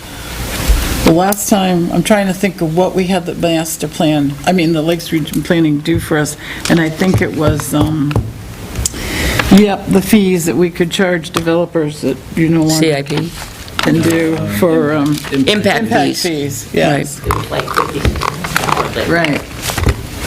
So we may want to put a little bit more in and then use what we already have to do that, because we don't have a master plan. There's so many versions out there where we have lay people doing this. Can we, We're not planning experts. Exit 20 is a nightmare because we try to do it ourselves. And we should have experts doing this. We can give them everything we have so far, so they'll have a mindset of what we've done and where we're trying to get to, and then hopefully they can get us over the hump. Would it not also be maybe a little less expensive because of the resource that we now Right. have who used to work for the Lakes Region Planning, or? He's not that kind of a planning expert. You He can't has a really- lot of experience, but he has so much to do. yeah, I was just going to say that. Right It's like- now, he's fixing and fixing and fixing and fixing. Right. I would be in favor of, if we had a strategic plan and a plan in place, that this is what we were going to do. We've waffled between the last 3 or 4 years. Yes, we'll go professional, no, we won't go professional, and it's bounced back and forth from the planning board to us, to back to them. If we have a strategic plan that's going to go forward and say, yes, the Board of Selectmen would like to do this professionally, let's get it done. I'm all for getting it done. I've been a selectman for 8 years and it's not been done. And we were going to do it the next year. And every year it's a different, so if we can go ahead and hire someone to do it and get it done with all the corrections have been done already, is that right? Well, it's ultimately up to the planning board, but I think that we could give them an avenue by which they might be, decide to actually take that avenue and do it. There's been so much hard work Jane, I think you've worked on it. I mean, there's been so much hard work on that master plan over the years, but the problem is, we're not planning experts. So it's not, Is this something where 3,500 in addition to the, say, 20, you know? I'm thinking if we put 2,500 in there, that would be probably more than enough, because there's so much work that's already been done that I think we really have given them the direction that we want to go. I'm just throwing it out there because we need that master plan updated. I was under the impression that the planning commission could afford us experts in that very field. But the production of it, Joe, this is yes, we could get it as far as the planning and thing, and they have worked with them. This is the production of it, the actual... Putting it all together so it makes sense. Putting it together in the expense, the printing, everything. Sure that The what's in brochure, one area what's in there that coincides is with accurate. what's in the next section. Right. But that's what it would be. And do you have any idea, you're the chairman of the planning board, let me ask you, any idea what that cost would be to put it actually together? Well, it's like Catherine said, the last time we involved them, I believe the fee was around $5,200. And that was cold turkey, right? We didn't do any work at all on that. No work at all. I would say probably, I would guess $4,500 at the most. I don't think it will be that much because so much has been done. But I don't want to say it'll be $2,000 and then all of a sudden No. have a bill presented for something entirely different because we didn't think it would be that costly to do what we had them do before. And I'm just putting it out there as... So I'll make a motion to add $2,500 to the land use master plan update. Second. 2,500. And that's why the budget committee last night took that zeroing out. And put $1 in case, right? Yeah. So a motion's been made and second, and is there any more discussion on it? I have a hard time voting for something that we don't know how much it's going to cost, because if we could pay $2,500 and get it done, yay. If $2,500 is $2,000 short, we're going to end up with $2,500 at the end of the year. We have $2,300 in another fund that we can use. The estimate is around $5,000, am I correct? We're figuring between 4 and 5. Right. That's what Jane and I are guessing. And what fund contains the $2,300 that we could use? A professional It was an consultant. account that Planning has. was controlled by the planning board, and it hasn't been used as long as I've been here. So if we do $2,500, we can move it to that account specifically for that purpose? Yeah, we'll take it out of that account And and move it move here. it to this line item. Mr. Pearson only. We will be closing that account with the expenditures, because there's no separate account needed. It's sort of an arcane That's correct. leftover. But those monies, yes, could be used towards whatever expense was required for this, and then we would add whatever is needed from From this the particular line. operating budget. Okay. Make up the difference. The most And then- important thing is, the longer we are waiting, The higher price it's what going to has be. been written is becoming outdated. There's already portions of it that was recognized Tuesday night at the planning board meeting with the Conservation Commission, that there are areas that are already outdated, that will have to be rewritten. Yeah, I know. Sandy and I worked on that years ago. Yeah, I think we've So- actually updated it, corrected it twice already go. without It finalizing. makes me wonder, just as a bystander, that Almost a why joke now. print something like that if it's a living document? So much hard work. Well, yeah, Why not make it a web-based thing that can be updated and is a living document as opposed to printing it? Call the question. All those in favor? Aye. Aye. Opposed? all right. Motion passes. Okay, I will make those changes for your next iteration of this. You're Chief, going to notify the budget committee that we've made these changes? Hey, Jane, we made the changes. what we said we would So- do, because they're not going to meet. So until- noticed. What we said we would do, Officially because they're not going to never meet now until the 27th, January 27th. check a piece of at 6 p.m. at 6 PM, that we would forward, after this meeting, forward any of the changes to them ahead of time, and then at 6 PM, they're going to meet before the public hearing and review them, and then vote on them before the public hearing. Yeah, primarily because of our insurances.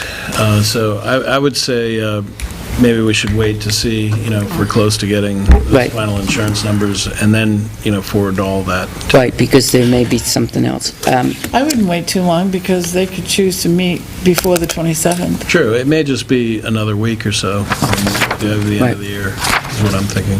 Well, they made a motion last night, they're not going to meet till the 27th. Yes, but they could undo that easily with a majority. I doubt we will. You never know. Yes. Encumbrances?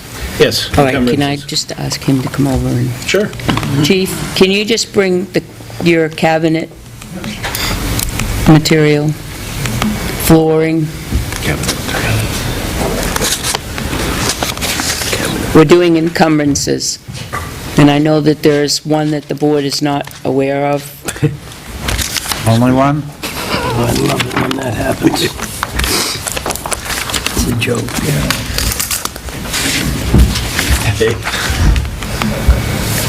So, this folder has the 3 quotes on the floor stuff, Okay, and this orange folder is the Home Depot. all right, so what the chief is asking for is, right now, you don't have a picture of right now, downstairs in the training room, where the refrigerator sits, you'll see a plastic folding table, and that sits the microwave and the coffee machine and all of that.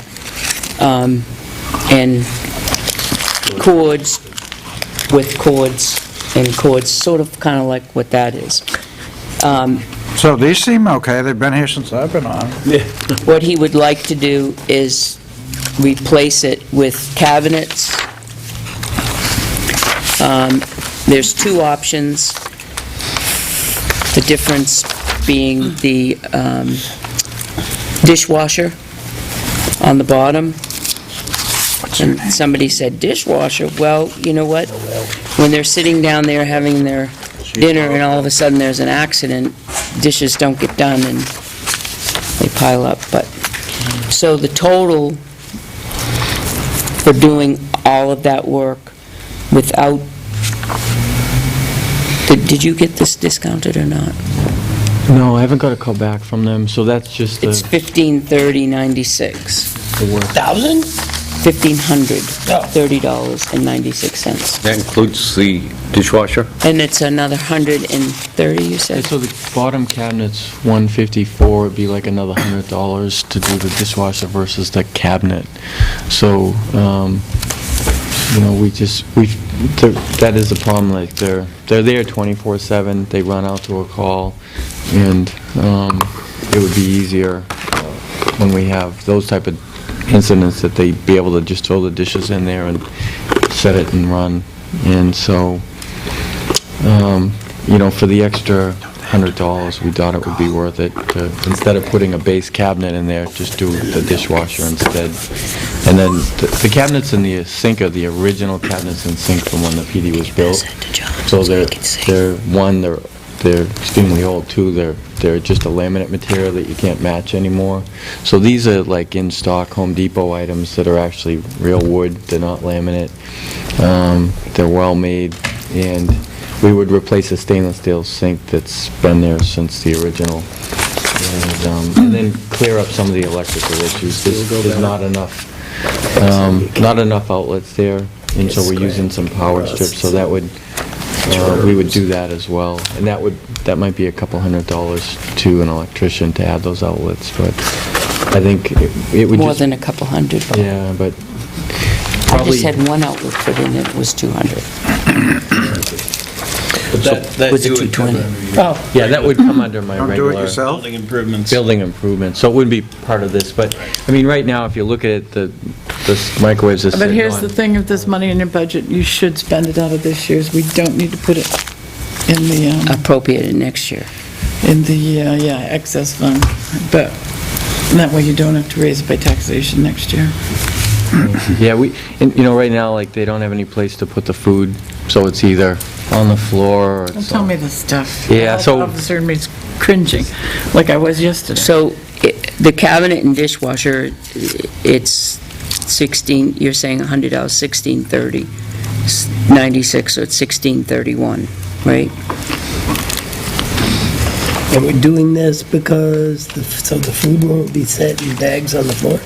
Yeah, so, And the electrical. yeah, I mean, we The have, electrical, I can We're understand. doing this because right now there really exists an unhealthy situation. Right. They don't have proper food storage. They don't have really enough room to put dirty dishes. Because they have to get called out, they don't get washed. There isn't proper sanitation with the dishes. We'll hire Jane to be Electrical the is dishwasher. dangerous because they don't have proper outlets. They have, I do. my favorite, piggybacked and cords and outlets, which is frightening. The room was just not designed for this use, but it's the only place in the station where you can have this use. There's no storage for cups and that sort of That's thing. right. They're on the floor underneath The the table. paper cups are down on the floor because there's no place to put them. It's a very unhealthy, unsanitary situation. I feel guilty that our men have been living with this for this long. How long has that police station been there? 20 years? yeah, more, like 23. 23. Well, unhealthy and unsanitary, has anybody ever been made sick by this? No, it's just the, Just You know of. yeah, not that we know of. I mean, Okay, just curious. it was, it's one of these things that comes back, like back 5 years ago, we thought would be moved out of there, and we never did, so now we're trying to make it the best we can. Did you want to see this? There's no such thing as a 24-hour stomach flu. So, And we want to, I mean, I shouldn't say I don't know if we do or don't have a rodent issue, I just don't want to get there, and so... If you had a rodent issue, you'd know. I think I would. well, There'd not be anything If you were through to- my wires. so let's take a look. And you're Let's- doing the installation in-house, right? You guys save us a lot of money. Right. I So, watched Ryan installing a door yesterday, didn't I? yep. He did a door at the Sallyport. Talent. So if we're looking at the police department right now, we've already done the impound, that's part of what we've done, the weapons and ammo, and the laser radar, Yeah, those are all... and the parking lot, that's That done. whole side is the approved. The vehicle trade-in, fine. Now, underneath, the flooring in the admin area, the bathroom area, the lobby is just atrocious. I mean, there are whole tiles just lifted up from the floor. They have a carpet over it so you don't trip, but they're Well, just, you don't see it. Out of sight, out of mind. Well, in the front lobby, there's no carpet. in the first one, there's a carpet over two tiles that are just completely up. I didn't notice the carpet. Yep. Maybe I was too busy looking at the ugliness. You have carpet there anyway, so... In the nobody slips. stairs, we already know that we've had an accident on those stairs already, so that is a safety issue. Did you get the samples? I brought the Busy looking at sample. And this is the samples that are quoted within the Two bid? hours. Just cross one out. Okay. The late night, early morning. There you go. This one right here? Rubber with, Yeah, it's a, what about the lobby? I didn't, those are the bigger ones, I didn't... Okay. But we would just try to match what's there. He would... The mix up- VCT? Yeah, he would mix up the colors a little bit, so there might be some of that green with the Chlorine neutral free. color that's already there. So the lobby would be a green, a VCT type of tile? Yeah. And that right here is $2,800? Yeah. And- Am I and that's reading that a right? Beautiful quote. And I think you have the 3 quotes there, so, Oh, in that pink folder are the 3 quotes. The Home Did- Beautiful still came in the least, and then second was a company out of Concord, and that's the second one there. And then the highest one was the last quote that came in.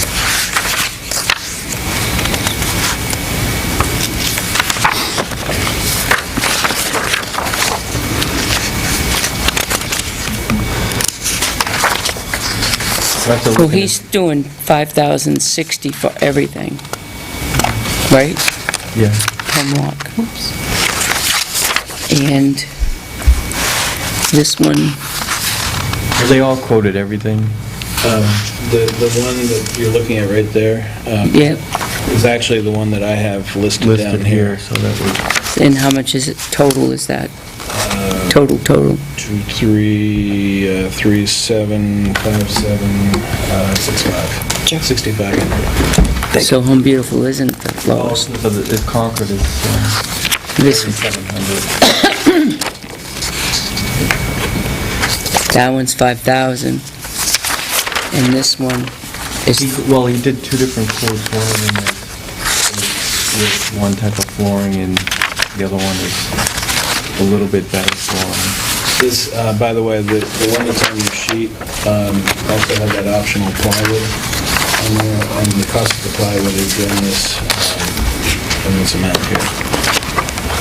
If you recall, but whether Heather green, is that it? if needed, $225, if needed, $675. So it's in that $6,500 quote. So we have, this is different, it's one company, but Did they all quote the same product? there's 4 different products here. Yeah, they use different companies, but they quoted the same type of product. So like, they all quoted the in the lobby, they all quoted rubber on the stairs, just the companies they buy from the different vendors. This is a duplicate. So there's 2 different products there.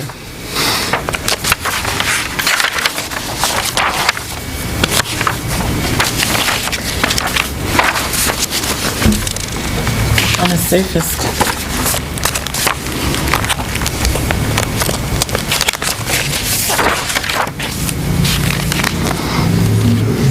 And then this is the other one.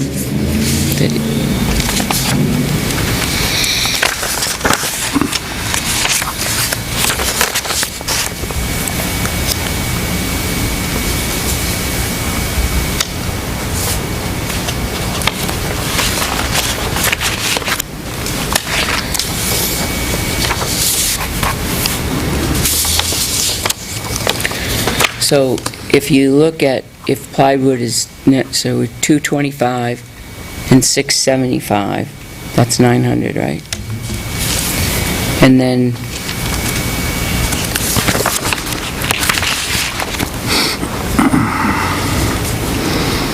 so those are the only 2 if needed. So if you take 6,500 from 900, it's 50. 5,600. That one's 5,000. This one's,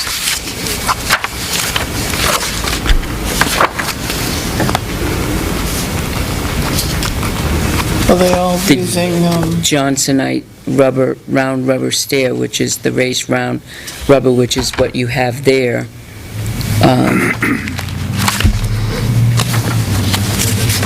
Have you worked with the other 2 companies? No, the only one we've had in that one using a self-leveling compound to remove uneven areas in the lobby? Remove in the main entry. Supply Promo Proflex tile mortar, tile grout, a cove base. The other thing Treads. is, one of your vendors, you do have, Remove existing floor and main entry supply 13-inch porcelain tile, earthen treasures. Install tile and main entry supply Proflex tile mortar, so it doesn't, They're not Seal gonna the use- tiles? They're not using self-leveling compound to remove uneven areas. They like a, right. That was the first thing that jumped out at me. Right. I don't know that it's that critical with flooring, but one of the companies you've dealt with before and has had experience with, Chief knows, how they do work. The other 2 companies, you were referred to, or you found them? One was here. Oh, okay. right here when we were talking about it. Kat, I just noticed too, this quote from Paul, the cap had add the bathroom in there, so you'd have to be apples to apples, you'd have to back out the bathroom. Okay, so that would then be 5,000. If you take the 6,500, take away the 900 for the optional plywood, you're 5,600, take away 600 for the bathroom, you're 5,000. So that's in line with this Just one. under Right, 5,000. and Paul doesn't have leveling either on the, this is the office and the hall, this is entryway, labor, underlayment, rip up existing, so he doesn't. So you would be about $5,000, which would be in line with that one.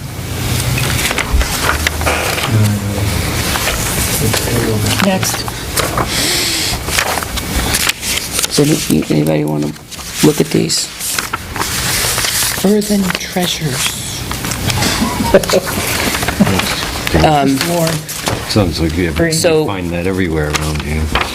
We're at about 5,000, let's say 5,100 safely for the flooring, admin,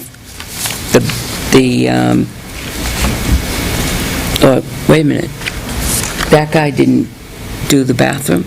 The cap had he added Paul add the bathrooms after, originally when I had Paul come over, so. That would be the only thing That's left, the only difference between those. and that would be the only thing left not to do, Right, is the bathroom. is And that was something after Paul came over. to do the bathrooms. Asked him, had him just Transitions, stairmail. just for informational purposes, quote the bathrooms, but all three quoted Lisa's area, the rubber stores, and the lobby. And $600 for the bathroom areas. Yeah, it's right 600, there. 602.50.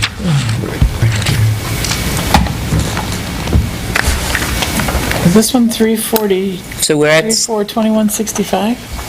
what is it? This one's 3600. Two different products, but I Two mean- different products, Two yeah. different products, yeah. So this One's a Manning. So this one's stupid cheap. Yep. That's amazing. Yeah.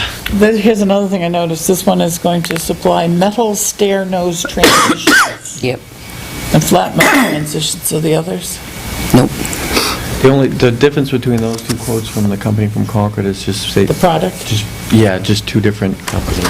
And what the only difference were the two different there were color differences Is between one them. toxic waste, or are they both VCT? Yeah. You're gonna die sometime, so. So, am I correct in saying if we did the cabinets, with the dishwasher, the flooring, admin, bathroom, lobby, stairs, we're at $73.31? 72.31, I believe. Well, we had to add 100 for the dishwasher. I had 16.31 for the cabinets Yep. and dishwasher. Yep. And then, so, let's see. Some of those big, one was 34. I rounded it to 51 Two different products. because we had 5,070. So you're not doing the 34 was bathroom? ceramic. No, then I added it in at the end, 600. VCT. So then that would be 5,600 plus the 16.31. 34. So that'd be 72.31. Porcelain. Is that what you came up with? 72.31? I thought they all bid on that. I came with 5,100 See this one? without the bathroom. And then I added 1631. You got Item, 5,700 then, I had 5,600. Something to look at. Okay, so then It's it'd easier be that way. 73.31.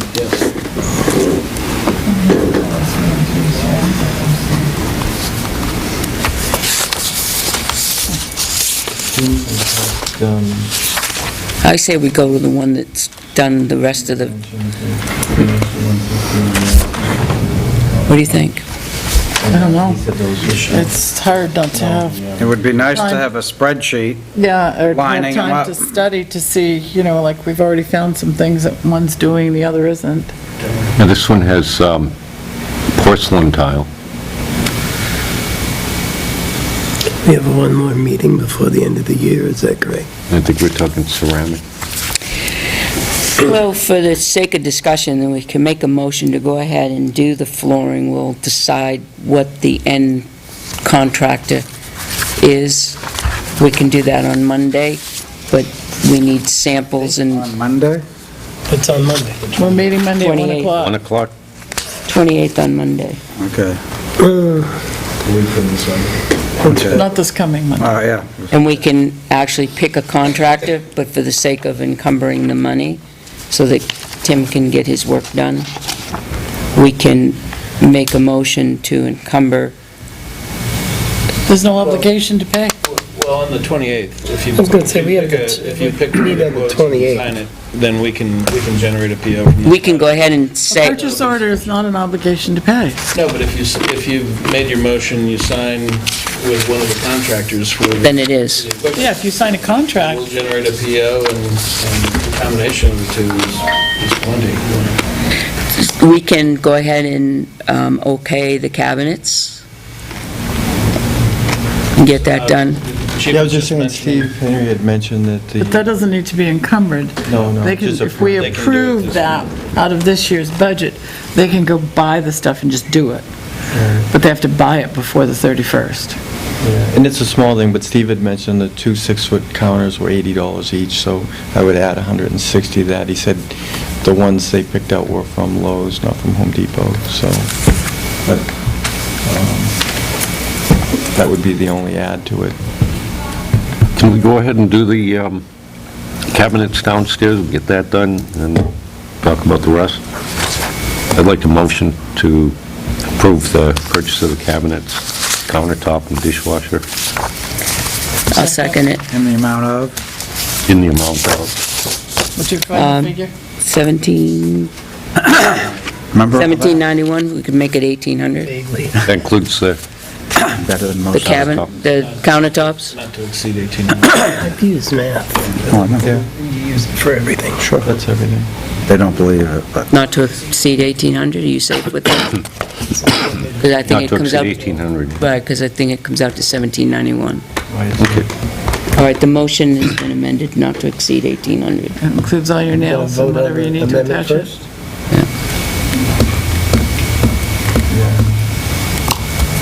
Okay, What did you say, Catherine?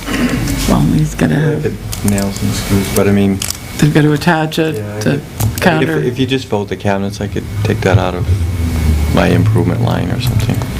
The nails, so I don't want to make it more complicated, because I don't know what the nails would be, but it's, I'm sure it's small.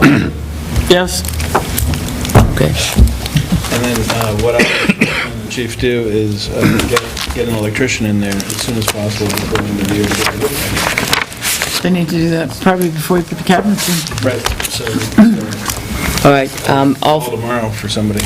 all in favor of the motion, not to exceed $1,800? There was Is that the no, amendment or the motion? there was not a second on the amendment, he just changed the motion. So the motion is not to exceed $1,800. Okay, And it was seconded by Catherine. okay. So, all those in favor of the motion? Aye. Yes. Aye. Aye. Opposed? Aye. Okay. So,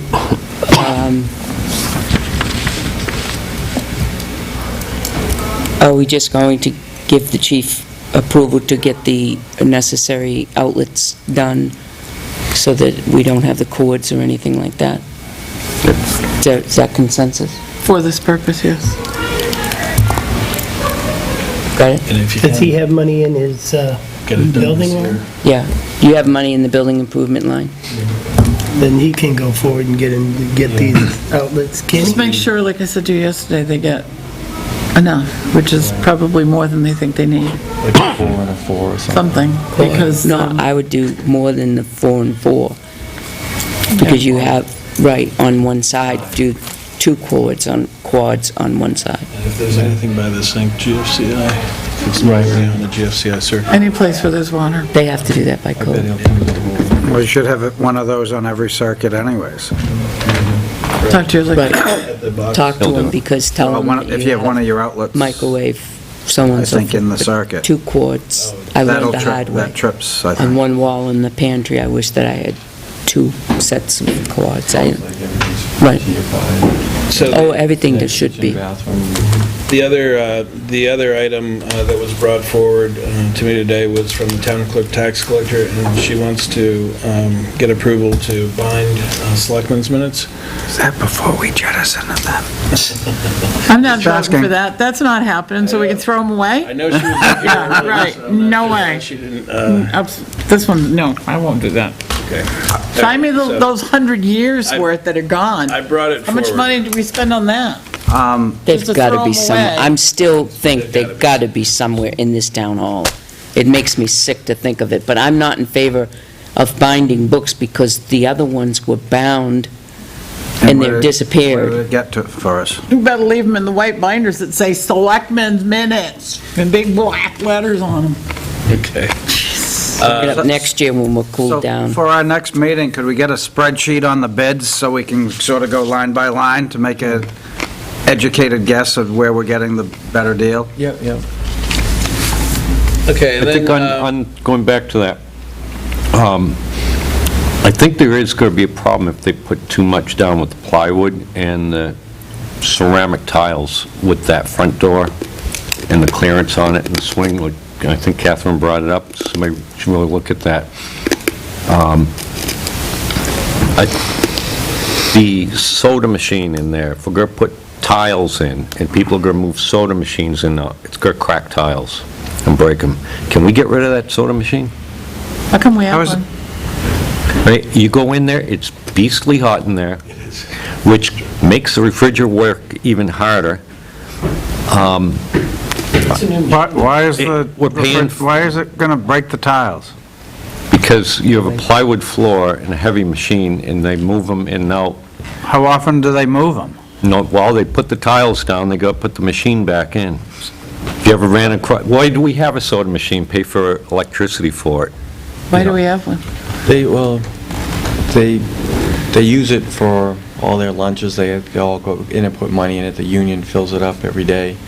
And so We make our officers buy soda out of that machine? it's 50 cents, and actually it goes back to their account, so they've had Oh. it there for years. Can we put So this is cases a of soda mutual down thing the, that they've- just put some cases down in the I won't touch that. cabinets downstairs and in the refrigerator, and because Now you've just filled up the cabinets Yeah. that they were asking Yeah. to put their lunches But in. I don't know, I've been in there in the summer waiting for somebody to arrive, and that door, you can't go in there because it's, they have a newer machine though now. I Do we know make there was the an old union pay machine for they used to It was kick out heat. awful. Yeah, they just got a new one. And I'll talk to the floor people about that. I mean, and just I give them sodas in cases down the basement. I asked all 3 of them when they came in about the swing issue with the doors, and they, all 3 of them assured me that it wouldn't be an issue. We won't pay them if it is. Yeah, I know. And I said, I want what's durable, can handle the weather, especially that outer lobby's getting all the rain, Talking snow, about the Coke machine more so than the inner part of in the the lobby. lobby. I know. So I was very specific to all 3 of them that Breaking I down. want to make sure whatever you put here, 1, lasts, and 2, the doors can swing over it. And I leave that up to them, what's the best material for that part of the building. With the floor mat on top of it. With a, so, if you want, I'll create the spreadsheet and then also put the info on the spreadsheet of each contractor. If there are questions, you could call them and ask the questions. I'll put a contact number for each one. Is the general public able to use that soda machine? They do, like, if a mom comes in for 50 papers, cents? It's cheap. the kids get drinks, and it gets used like I was crazy. gonna say, for 50 cents? I'm surprised people don't stop by just to buy a soda. The officers are filling it every week. Yeah. 50 cents. Oh, now, You Tim, going now it's going to be depleted. Parched over there looking for water, anything. 50 Now I know. cents? Oh my gosh. Cupping my hand in this bathroom. Is there sink. anything, I didn't look at the selections, is there anything healthy in there? When we had Or is it Coke, Diet Coke, Mountain we had Dew? one that said out of order on Do you do? I don't do the Dew. Okay, I don't drink soda. what else do you need, Tim, from Oh, us? okay, all right, so I've got, Did we vote sorry. on the the rubber things? We did not do the flooring, we're going to do that on the, On the 28th? All We're right. waiting to get a better All right. spreadsheet. Yeah, we did on the cabinets, so that's it. yes, I remember that one. All right, I just had two Oh, other... the binding of the selectmen's, we voted no, because we don't know where they're going to end up. Which dumpster are they going to go Binding of into? the selectmen's. I know where they're bound.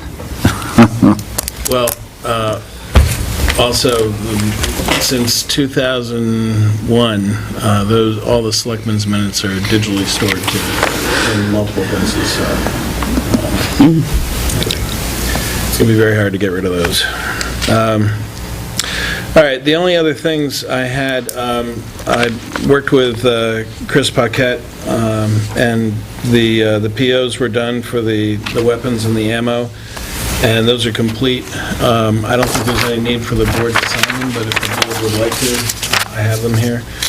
But otherwise, tomorrow morning, he'll place the order for both, and it came in just as we had expected. There was some discussion about breaking a case of ammo there was a return case of ammo, and whether there was enough money to get a full case, because when you get a half a case, then you're paying actually double for the case, and it turned out to be just fine. We're within $1 of what was originally estimated, so... I think we should all sign it. All right, then I will route them We don't around. usually sign these things, do we? Well, I'm glad you brought that up, because one of the things I'd like to work on is how we control, these larger purchases, so that when we get 3 estimates, or when we have an order or a proposal, how we go about the process of actually procuring it and ensuring that we have a common path of, signatures, approval process, checking when it comes in, that sort of thing, and then finally payment. And making sure that, one of the things that's great about doing a purchase order is that we're specifying what it is we're buying and what our expectations are in terms of the terms, the time frame, the payment terms, that sort of thing. So in some And cases... it's been different. In some cases, it's been different Right. once we've ordered it. Right, so in any case, that's something I would like to work on, but in any case, I will forward these around. And then I also have, the board had approved the installation of security cameras here on the exterior of the building at Town Hall. So the board had approved $3,200, and I have... Yeah, it wasn't a unanimous vote. Yep, the board had approved the expenditure of $3,200. This is a very rudimentary diagram, but essentially there'll be one camera facing down School Street, and will capture our parking area as well as the view from the School Street, down School Street to the intersection. A second, 2 other cameras will be at this corner of the building. Here, one facing the front and the front entrances along the sidewalk, as well as the parking there, and then the other will be facing out towards the intersection, and will capture even the trash across the street. And these are all very high-resolution cameras. They'll be professionally These are the installed. purchase orders. We are not Just talk. making use of, we're not purchasing a Send the thing DVR for in. this. The test that I had emailed about Sign a off few on the weeks big ago, purchases. I'm actually able to collect all that information and store it This. on existing Yeah, but hardware. what's the minimum? So we're not having to purchase that. but 500? The Are those cameras going to be something that we can look at on computer, just like we do the Yes. for... You have to get a rubber stamp one of these days. And the quote is $3,256. So Did you put this on, did you already put this on? I had not. No, I Okay. had not. All right. Does it cover our little space where there's some action going on in the corner over here from time to Where the time? tree used to be. As long as it's on the sidewalk, So we need to put a sign out there, Where the please tree stand was. on the sidewalk. where the tree was, well, In between the two buildings? I imagine we could, You'll see them coming and going, Yeah, but not what they're doing. okay, I wasn't aware that there was an issue there, so, I don't think it's so much since the tree's gone. They're pretty exposed. Is it how a... they just step in the little alley. Oh, it is? well, Couldn't we just put a solar they can powered be. These are... motion detector light? What if it You can rains for zoom 2 in on days? any portion of Maybe line up a little bit, there are LEDs Right out here? given that it's going to be on in the between the side. buildings looking down. Oh, just a light, you mean? Yeah. I'm thinking of camera, I was gonna say that wouldn't pick it up. But the light, you're right, I have the LEDs at home. But you have to look Put the, you have to put the one up higher and turn the light down, and somebody walks in there, they run. So, it was 3256, 3256. and you need approval of that? We already Well, approved you it. approved the amount. We approved the amount to 3,200. So what I would like the board It's to do... over the amount. It is. I'll make up the $56 somehow. We're not spending $1,738 on the NVR, which is the network recorder, because I'm able to do that with our existing equipment. So, Right. How much money do we have invested in cameras in this town, Tim? since the onset of Riverfront Park, Since the onset of cameras in this town? all cameras, Yeah. cruiser, video, No, we don't use the surveillance. surveillance cameras. Surveillance. Big Brother cameras. Yeah, Big Brother cameras. Edie? The initial system at Riverfront was don't. expensive, but The cameras we're replacing because they're no good, those cameras? no, because they're now 8 years old, and they're much better cameras available now, Oh, okay. which capture And we're much better catching them like resolution. crazy. So I We're would say, catching people doing stuff? I would say Yeah. overall, Are we actually finding the people? Did we find the phantom Dookie guy? Not yet, but Poopy? I would say about 20, we like the Mounties, so we always 25,000. get... $25,000. It's gotta be Have they more than ever that. solved a crime? Yes. Yep, What crimes did they solve? yep, Phantom Pier. yeah. Okay, that's worth 25 grand. And the Bank, guy that the was bank. beating up the gay kid, Yeah, we found the kid the that destroyed the door, we the defined, bully. first Yeah. vandalism ever there, Yep. which was, it wasn't a local, And let's not forget Franklin Savings Bank robbery. I was just gonna say that one. Yeah. That vehicle went by. That solved the crime? You Yes, it watched did. him drive by. They Well, gave we him, got it on our camera. they gave him the camera, the license plate, everything. On the license plate, there you go. Ah. Okay. Yeah, the old cameras. I can only think oh, of not two, even close, yeah. I can only think of two that we haven't solved, and one was the vandalism of the kitchen door, And the pooper. Right, now... because we don't now have we'll be- coverage. Now we'll have the coverage. And in And fact, right now, the pooper. the park commissioners know, particularly the ones that have looked at these things, there's been a lot of activity there that hasn't always been illegal, but that needed to be stopped. Yep. Holding a bag of illegal stuff that I found in the park. Mm-hmm.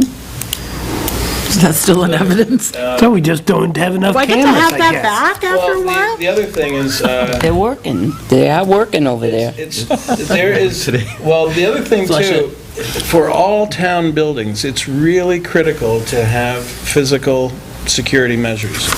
So that even if we have locks and other things, electronic locks, whatever, you still need that additional layer on top. It's not as simple as it used to be. Because why? Why isn't it just Sign it. as simple as it used to be? Because Under sign there it. are, I think there are much more sophisticated ways of I knew what it getting was. into things. Sometimes the threat isn't always from people you Are you signing these? think. So if you have someone that is somehow affiliated with, You don't have So if to. I was breaking the windows out of town hall, it would Give it catch back me to on John. camera. But you wouldn't suspect me of breaking the windows out of town hall, so this would be a way to catch me. but if all of a sudden we were starting to miss, For instance. 10 rolls of garbage bags out of town hall, a month, and then it's 15 a month, and then there's no toilet paper in any of the things. Don't we have interior cameras for that? We do. We yeah. do. Okay, That's what I'm... why are we putting cameras up outside the building? To see who comes in? Well, that's one thing, sure. Also helps the Sure. police. If there's Catch some people who kind- come in. If there's some kind They of, vandalize the building from outside, so if they shot out the I window. don't recall that being a problem. We have had requests for video right outside of Town Hall where there's a camera in the town clerk's office that has a slight view out of Yeah, the you window. can see out the door. You can see out, so all that was Pedestrians seen was getting the hit. shadow, but we Didn't weren't we have able somebody to get hit get out there? anything more. We would have probably solved the... Handicapped person? Yep, the break-in next Yeah, I door. remember that. We would have solved that, we would have Yep. solved, there was Well, an the issue. armed robbery or whatever, remember when the chief was sitting up here Yeah, and that's they held up exactly. the Right across the street, second-hand store or thank you, whatever? right across the street, there was an issue, and they came straight across the street, walked right in front of Town Hall, but without an exterior camera, we wouldn't be able to see them. And these cameras that are going in outside are many times better than what we have internally, and these are very high-resolution cameras. So, in any event, I think, unfortunately, I think it's just a cost of doing business, I think So noted. just having it there is a deterrent to crime because unfortunately, sometimes municipalities are targets for people who are irate and upset over things. And they come in and they'll do stuff, but if they see that they're going to be recording outside or inside, whatever they do, provides a little layer of Get away safety cars, to the drop off. employees. Well, here's a perfect example. Do you recall me going downstairs a few minutes ago? All right, we have cameras inside the building, right? So some irate woman came in and was berating the welfare officer. This is the same woman who didn't know her name, didn't know her address, and where's my stuff? Now,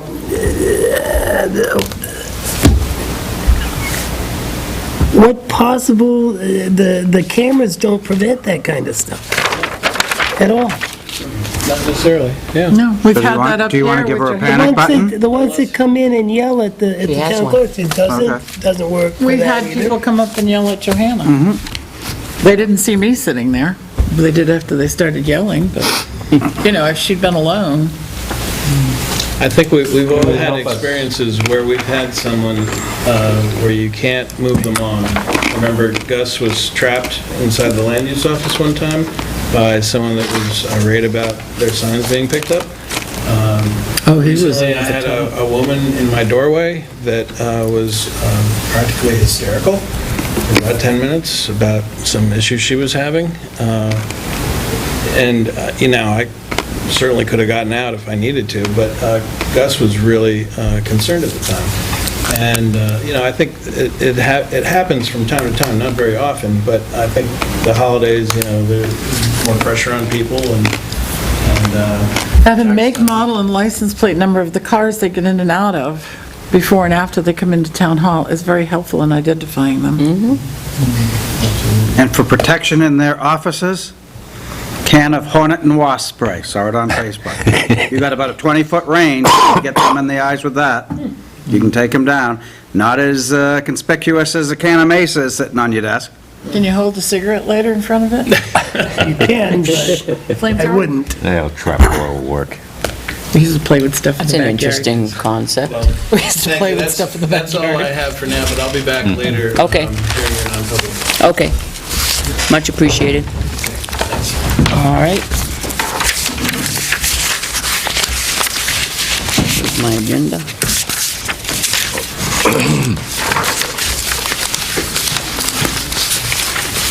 Okay, Chief, do you have a report you want to give, or do you want to?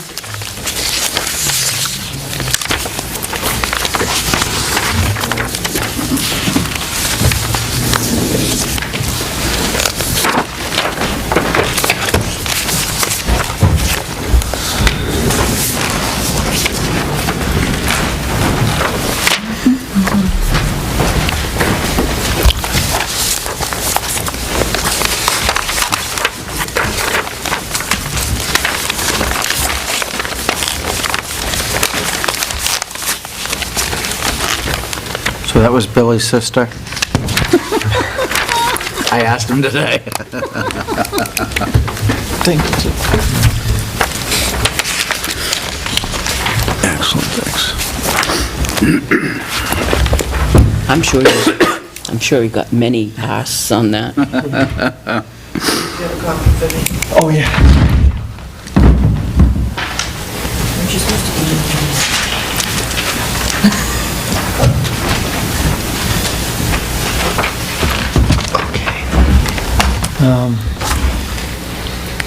All right, I'll go down. So,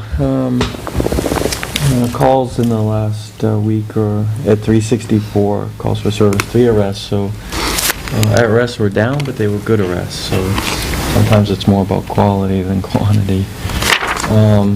Right now, internally in our system, we've logged about 10,031 calls for service so far, and it just shows you just some stats so far. 590 crime reports, 476 arrests, 76 warrants, 2,238 tickets, and 344 accidents. So it was a busy year. Detectives, so just to bring everyone up to speed, so yesterday we served a search warrant at 21 Chestnut Street at 3:30 in the afternoon.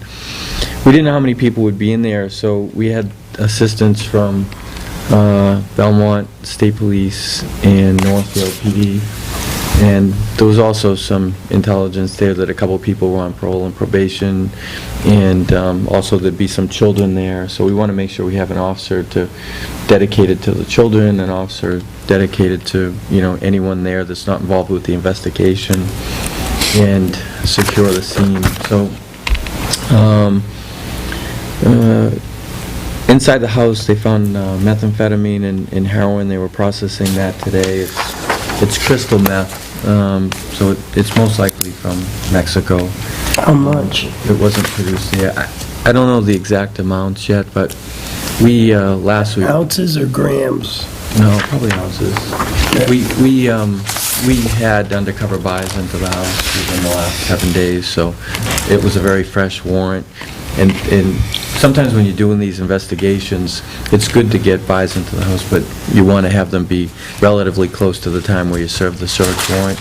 So we were going to do it today, but we had intelligence that there was some meth being delivered there yesterday, so we backed it up a day, ended up doing it yesterday. And they also had a number of opiates there that weren't prescribed to anyone. I don't know. I know some of them were morphine, but the case is still under investigation. Excuse me, Chief, was there any evidence of drugs being actually consumed and injected inside the house? Yes. Okay. And so what they'll do now is, if they arrest them, they have to get all the paperwork within a week to the court. There's discovery and all that. Detectives with this case determined the better approach is to indict everybody. And so that's what they'll do. They'll do felony indictments for each sale, for anyone involved with the sales, for the person that's bringing the methamphetamine into the address. And it was just nice to close this. We've been getting complaints on this house for a long time. When we served the warrant yesterday, neighbors came out clapping. It was really nice to finally bring some closure to this, especially for the neighbors, because they have to live this every day. They have to look out their window. The kids are out there. They don't know who's coming to buy the product, and no one wants this next to you. But just sometimes it takes weeks and months to put these cases together, and there's a very high expectation in the court system of the quality of case we bring to them, and you really don't want to take any shortcuts and lose the case. So, we have to do it right by the numbers, and we have to show that this wasn't just one sale or two sales. This was a series of sales, and it wasn't an accident that they sold. And so, by doing the case right... I sold by mistake. Sorry. Oops, give me that back. And I did get a couple calls and concerns where it does involve methamphetamine. Was there a lab there? So this wasn't an address where there was a lab present. They weren't manufacturing it there. So we don't believe there's any hazmat issues there as it would relate to a meth lab. That said, you stated that there was evidence of intravenous drug use there, and I have to assume that they dispose of needles that they no longer use in some way. Throw them out a car window, or put them in a black garbage bag and stack them out back, or something. Purple And I bags. was just, no, there's a mountain of black garbage bags out in back of this place. And I was just wondering, you say there's no hazmat danger, and yet we have no idea what's in those black garbage bags. So I was just wondering about that. So, We don't know what's in any garbage bag. I don't know what was in the 4 garbage bags I picked up yesterday. There could have been hypodermic needles from Well, that's somebody right. who have a legitimate illness such as diabetes and whatnot. I wouldn't want to get stabbed by those and any other. Okay, want to that clarify that said, last let's sentence. talk about the mountain of black garbage bag behind the known drug house. yeah, so I just want to clarify that sentence. So what I mean to say is there's no hazmat danger from a meth lab there. So Okay. only as it relates to a meth lab Okay. is there no danger. But there is always danger with needles, and there was evidence of that. So when we go to a house for a search warrant where there's needles present, we always take them.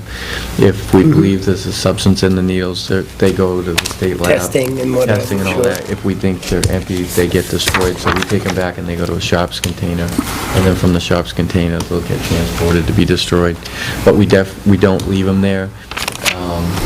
And if we miss one ever on one of these warrants, call us and we'll come right down and pick it up. That said, could there be some in the trash? Absolutely. Should people use caution around that house and around the trash? Absolutely. Because we don't know what's in there. Obviously, they were very busy, they were very active. There was a lot of people coming and going to buy the product. So we don't know what their habits were, we don't know what they throw in the trash. And so, yeah, absolutely, Hey,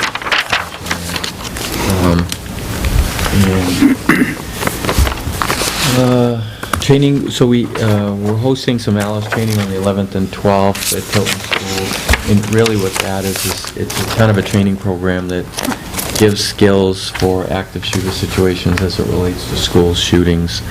And this is an instructor-level class. It's about tuition, about a $500 class where we're hosting that, get to send someone for free. So I'll put the SRO in there and then we'll cover his place. So that way there, when he comes out, he'll be essentially an ALICE instructor. So what an ALICE instructor can do is not only teach law enforcement, but he or she would be certified to teach school staff survival skills. Someone mentioned hornet spray. I mean, literally, that's what this class is about, is taking whatever you have available to you and using is it. this what they were teaching up in Laconia?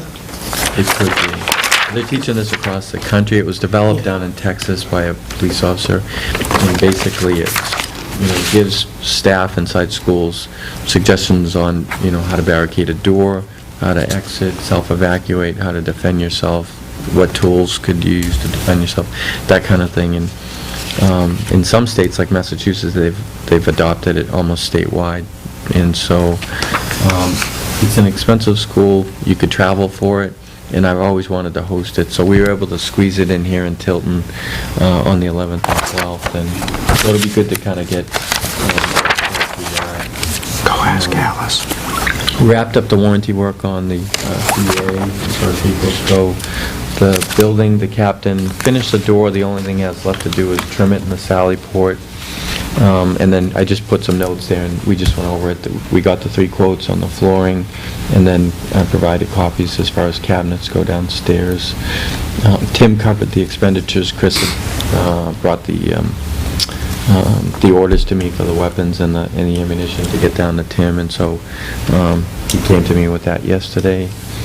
And then I just wanted to recap that the Explorers had raised $1,300 last weekend for the PNS Christmas Fund, basically at Walmart over 2 days. I was out there with them on Saturday. People were very generous, and it really makes a big difference. We do about 400 kids each year and collected a lot of toys. We've been waiting to deliver those. Johnny's going to help me, but I'm waiting for Mother Nature so we don't get them all soaking wet. Yeah, tomorrow is a good day. Is a good day. And then, and then I talked to the people that wrap them and take care of all that, and they said we're good to go, and just a call when we're heading over there. And then I just want to thank everyone who donated towards the Christmas fairs for the Christmas parade, and That's my report. That's it. Engine? The engine, is that the engine in, He's working on on it. the chief's Yeah, and I car? don't Is the have- other one back, sent back? Yeah, we sent it off The block. yesterday, the day before. It's already gone. It's in the mail. It met the requirement? Engine's in the mail. Yeah, we should get our cord back. Okay. I'm curious, Chief, on number 5 on your report, Captain is finishing the door to the Sally Port. He's installing it, he's going to do the trim. What would it have cost to have somebody come and install the door on the Sally Port? I'd probably guess somewhere in the $700. $600 to $800. Don't you think? We just had that done $700 at, to hang a door? we had it To take out the at old one, Senior they- Center. Charge you to get rid of it. Well, you have to charge, you And plus, know, yeah. it isn't the, So Plus- it's cheaper to have a captain do it than it is to have a carpenter guy do it or It's the whoever. cost of the door plus his Plus- We're wages. buying the door either way. Yeah, plus I'd have to have, Installation is my question. I'd have to have Mango come out and wire the strike Right. in security where the captain knows how to do all that. So that's a whole nother separate component to doing the door. It's not Right. just changing the door, but you gotta change the striker plate, the card reader, the swipe card reader, all of that. So I'm assuming that the captain's a busy man ordinarily, is that correct? Yeah. Okay, so he's taken away from his primary duties. Doesn't that put him and/or us in a hole? We have to find time in our schedule to try to get some of these projects and save money, so, like, sometimes we don't have the time to do a project like this, and I'll usually say, one, do you have the time? And if not, then we'll have to go out and get quotes to put the door on. Yeah, you know what, he'll look at his schedule and say, I think I can squeeze it in on this day, maybe half a day, and we talk about it. Well, the only reason I even raised this question is, not that the captain spent some great deal of time downstairs putting in a cage, and he did a great job at it, I mean, no doubt about it, but now he's doing the door, and I'm just wondering if he's our building maintenance guy, and how that relates to his duties as captain, and Right, just so- curious, Yeah, so because I don't see him working overtime to finish up his captain's duties. in each police department, you'll have one supervisor that, one supervisor will oversee all the building issues, another one will oversee like vehicle stuff. So the captain's always been my building guy. Before that, it was Owen, to make sure, filters are getting replaced, lights are getting replaced, that the sprinklers and the fire extinguishers get inspected. So anything under the building is kind of his responsibility. I know with like the file cabinets downstairs, the issue you can run into is they're all confidential files, so you just don't want anyone working around them and in there with them. I don't even know if the files were actually in the cage when he was working on it, No. when I saw them. Yep. But, so I think we take it project by project. We try to decide, one, do we have the time? Two, is it something we can do, or should we? Okay, as long as it doesn't take away from his official police duties. Yeah. I understand, and I'd rather pay a door installer and keep the captain being the captain, kinda. How much overtime does he do? Well, apparently the payroll says maybe he did extra time this week. He did some shifts on Saturday and Sunday. 9 hours. 49 hours. Yeah, I mean, I work during the day, he relieved me for that night, and then he works Sunday night too, so. Okay. I had a question. Is the generator still in the Sally Port, or? We don't have, no, so if we need a generator, we have to There was highway rent it the down. little one that was in the corner.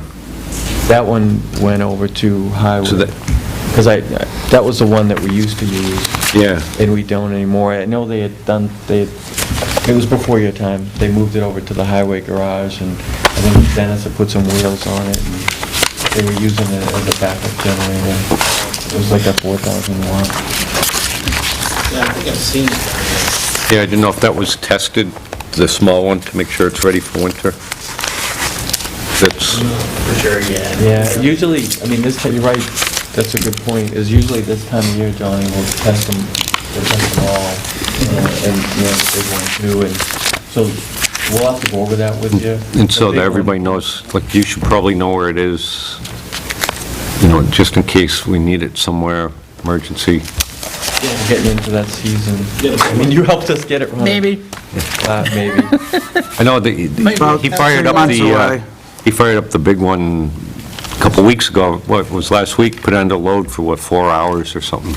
Ran the whole garage on it, so. Oh, good. In May. I mean, that's a workhorse, that one. Yeah. All right, any more questions for the chief? So we can move right along? Okay. Question is, can I go home? Second. Let's do it while we got the chance. All right. Johnny? Whose is this bill? Who signs this? I don't know. Are these all the credit card bills? 8 credit cards.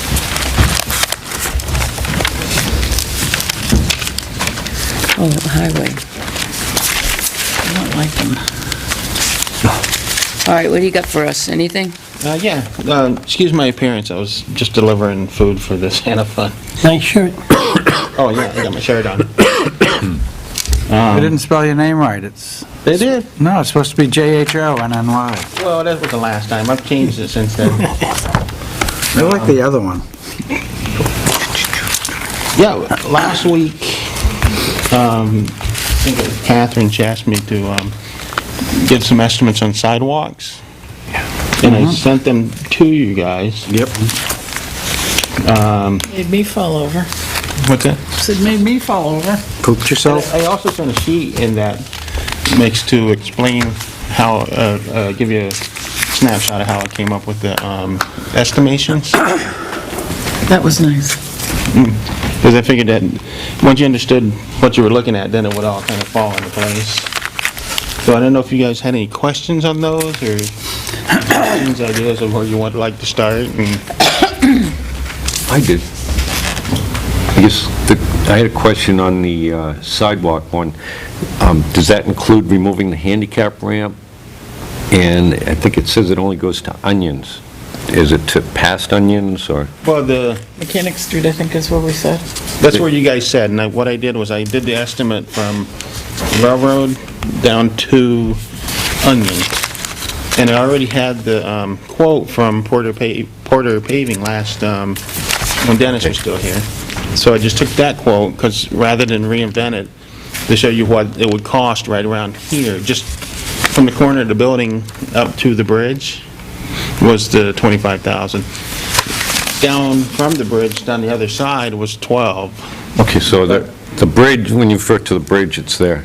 And railroads, because they're both railroads, so I gotta, Yeah, okay, I didn't know The that. bridge on School Street. Okay. From there back over to the corner of this building alone. But you didn't include curb resetting, if I recall It correctly. that didn't include the curb resetting. That would be a separate thing that we would have to work with a contractor on. Some contractors might actually do that, but But looking at what we And the have handicap out ramp. here right now, and the patching you did, where you've feathered up to the curb,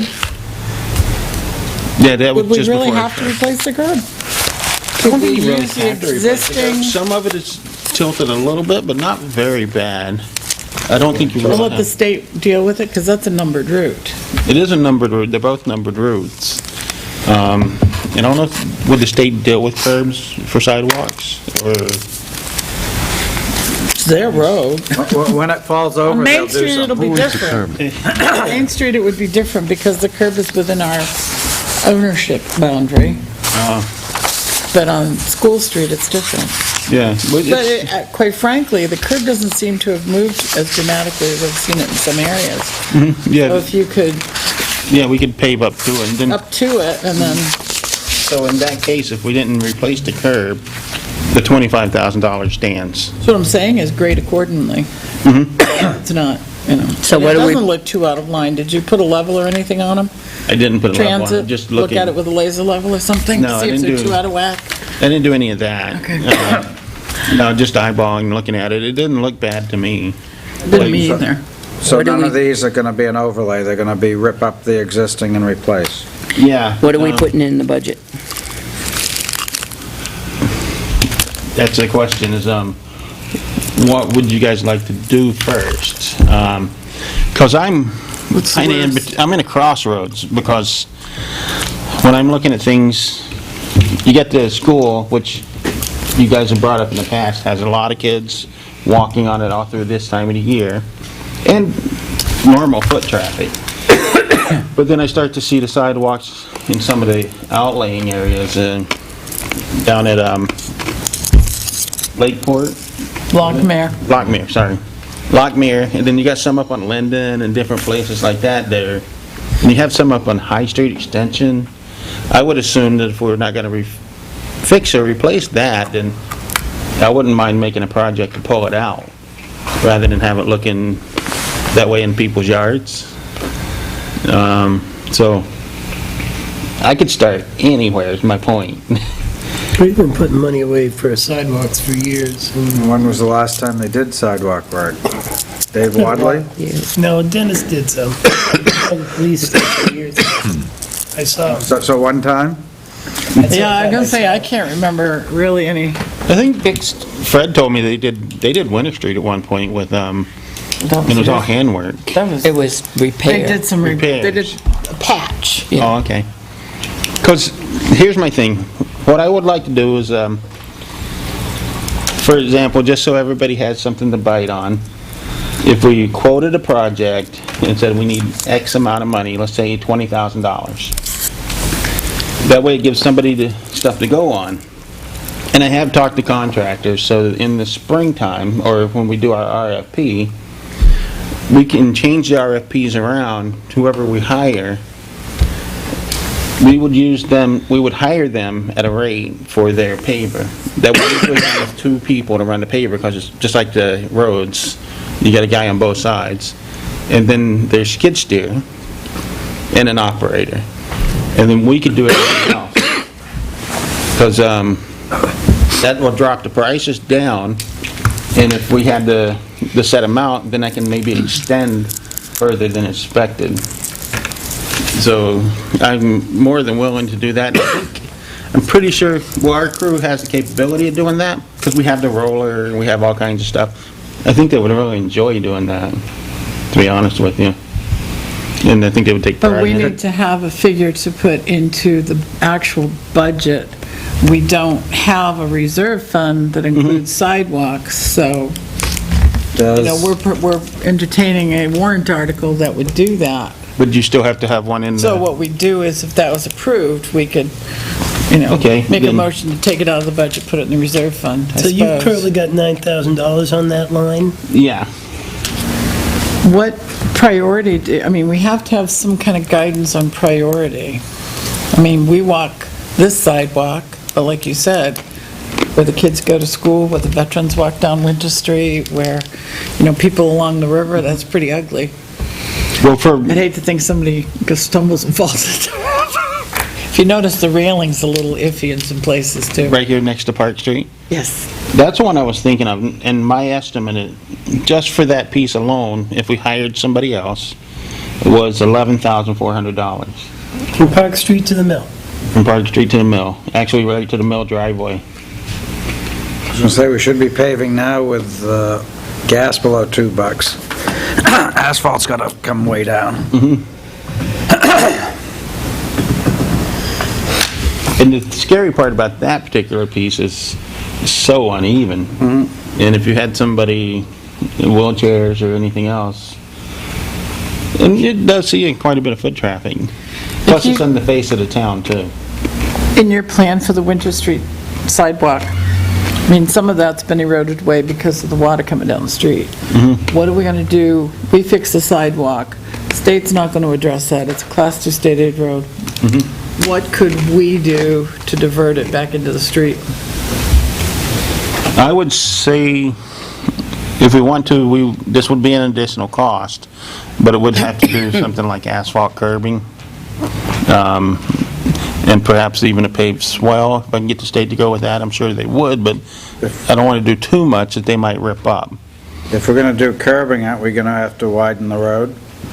They gonna let you narrow the road down? Because you gotta set the curb on. Well, it depends Couldn't on, we Where are you do, talking couldn't we about? do it with If you're gonna grading? do it on Winter Street to we divert, do it keep the more with water off the grading? sidewalk. we can grade it, And, and seed it. that would help, but the well-placed problem is, Not everywhere. fast as the water runs down the street, Not at the top. it's gonna start pulling out the material, the loam, the sand, the dirt, everything. But you wouldn't have to put curb along the whole thing, just basically parts of it up above the school. But if there's no existing curb curb, cut. then you gotta widen out to set the curb on something, I would assume. But there's space A there, bump of asphalt. because you have, No, the asphalt needs to sit on something solid, not, because Sit on you have, yeah, they usually set it on, you pave wider, set the asphalt on asphalt. In Arizona, they had these things because they get monsoon rains. So places that look like deserts become incredible. It's actually incredible to see, and I've seen it. I've seen flash floods. I lived in Arizona. It's The, amazing. and they last for days. And in the cities, well, the city in Prescott, Arizona, which stands on the side of the hill, the water will rush down the road at the curb, because I wondered, at being prep, you almost need a stepladder to get up on the curb. They're almost 18 inches. It's because of the depth of the water, and it'll be almost 4 feet out from the edge of the curb. But they had these things that almost looked like half of a culvert, but they weren't quite that, sharp angled, but they were more like this, that was built into the side that caught the water. It was kind of cool. They make those. Shot it out They make further those into the now, street for pedestrians, because as a pedestrian, you had to be able to jump about 5 feet or climb over the Right. top of a car to jump into the middle of the road, then climb on another car to cross the street. They make this product now, it's, basically, you look at the outside of a culvert, and it's got the ribs on it for... Yes, And that's what you're talking about. this is similar. Inside out. It's a ditch, that's what it is. Yes, And you hook it up and tie it up and pound it into the ground with cables and nails and different things, and it prevents erosion, it works really well. running water. It works really well. I prefer asphalt swells as opposed to anything like that, and stone, and opposed to stone. The asphalt, what happens is sand and everything gets trapped in it. Once a year, you're gonna have to really clean it out. You gotta shovel it out, do the best you can. Stone, it gets trapped in there. Those, it's gonna trap into the ribs. But that would have a better chance of running because they're smooth. I would prefer that over a stone swell or ditch line. But yeah, it's neat stuff. It's very neat stuff. To see it in action is really cool. so what do we want to put in the budget for? What was Winter Sidewalk. Street, 110,000? I know it was, Yeah, it was my breath away. $110,588. And that's just for sidewalk. is there something you can do to kind of patch the worst areas so that, to make it a little more safe? So if we put in monies this year, thinking about Winter Street, and then next year, put monies in, maybe either next year or the year after? Yeah, we can do that. Maybe steal a little money It's- from bridge and roads? Yeah, we can do that. It's a matter of cutting out, just like we do on the roads, you just cut out certain sections, and I hear they thinking of use some that- pretty big stone in the cracks that they put in. I'm thinking of that one high spot that's breaking off. But we have a sidewalk, 9,000, we don't have any of that money put aside yet, right? None. And our intention is to get a warrant article to add that to the capital reserve. But we don't have a sidewalk on our red list, if you will, that's at 9,000. So if we were going to level fund that line item, we wouldn't be getting anywhere with it at all. But here's the thing, we have 9,000 in our budget right now for sidewalks, and we have someone who gave you a price for 11,400 for over here, or did you estimate it? I estimated it. I do have a price. You have a price for out here from railroad track to mechanic, what is that price? Because if we entered into a contractual agreement to at least do that, Well, this was, that was my estimate again. Okay. That was 18,750. So if there's any way of entering into a contractual agreement before the end of the year, I we do wouldn't have- lose this $9,000 we already I have. do have an estimate from Porter Paving for the other side of School Street, from the bridge on School Street back down to the curb, the corner. And what was That's that? that was 12,000. Is it lump sum or is it by units? $6 a square foot. It was lump sum. It was broken. Well, the problem most of it is, was broken you're down. paying the most on lump sum, they're gonna cover themselves. Yeah, yeah, yeah. When you go by the unit, you're at least paying for what's done. Yeah, at least we You wouldn't get it have to broken raise down and into tons appropriate and it again. stuff, estimated tons. But if you get a price that's by the unit, then if we can't find anything over the 9,000, we can say, okay, we got 9,000. What is the price on the one for going along the river to the mill? He estimated it. 11,400, I think. 11,400. 11,400. So can we actually try to get can we try to get a contract for that? Well, we'll need 3 estimates, won't we?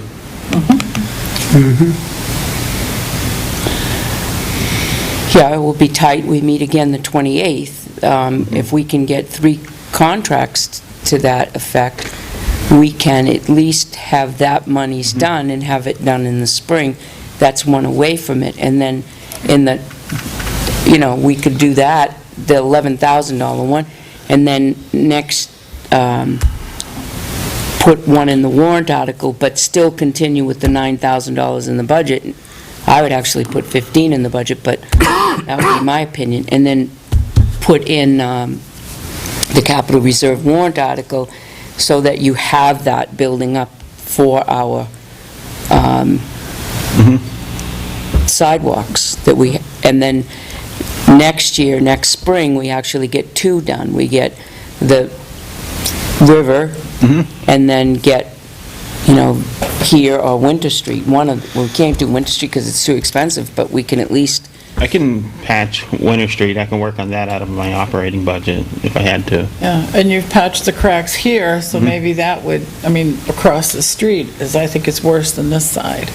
There are places that are horrendous across the street. Yeah. And there are different products too that I can look into besides just asphalt that work for things like that. They have all kinds of brand-new products out there. so can you get from different companies 3 different estimates to do the one along the river? 3 There or should be no more. problem. I've You don't- actually had contractors asking me if I have any place. Right, so we can get 3 different estimates? Or more.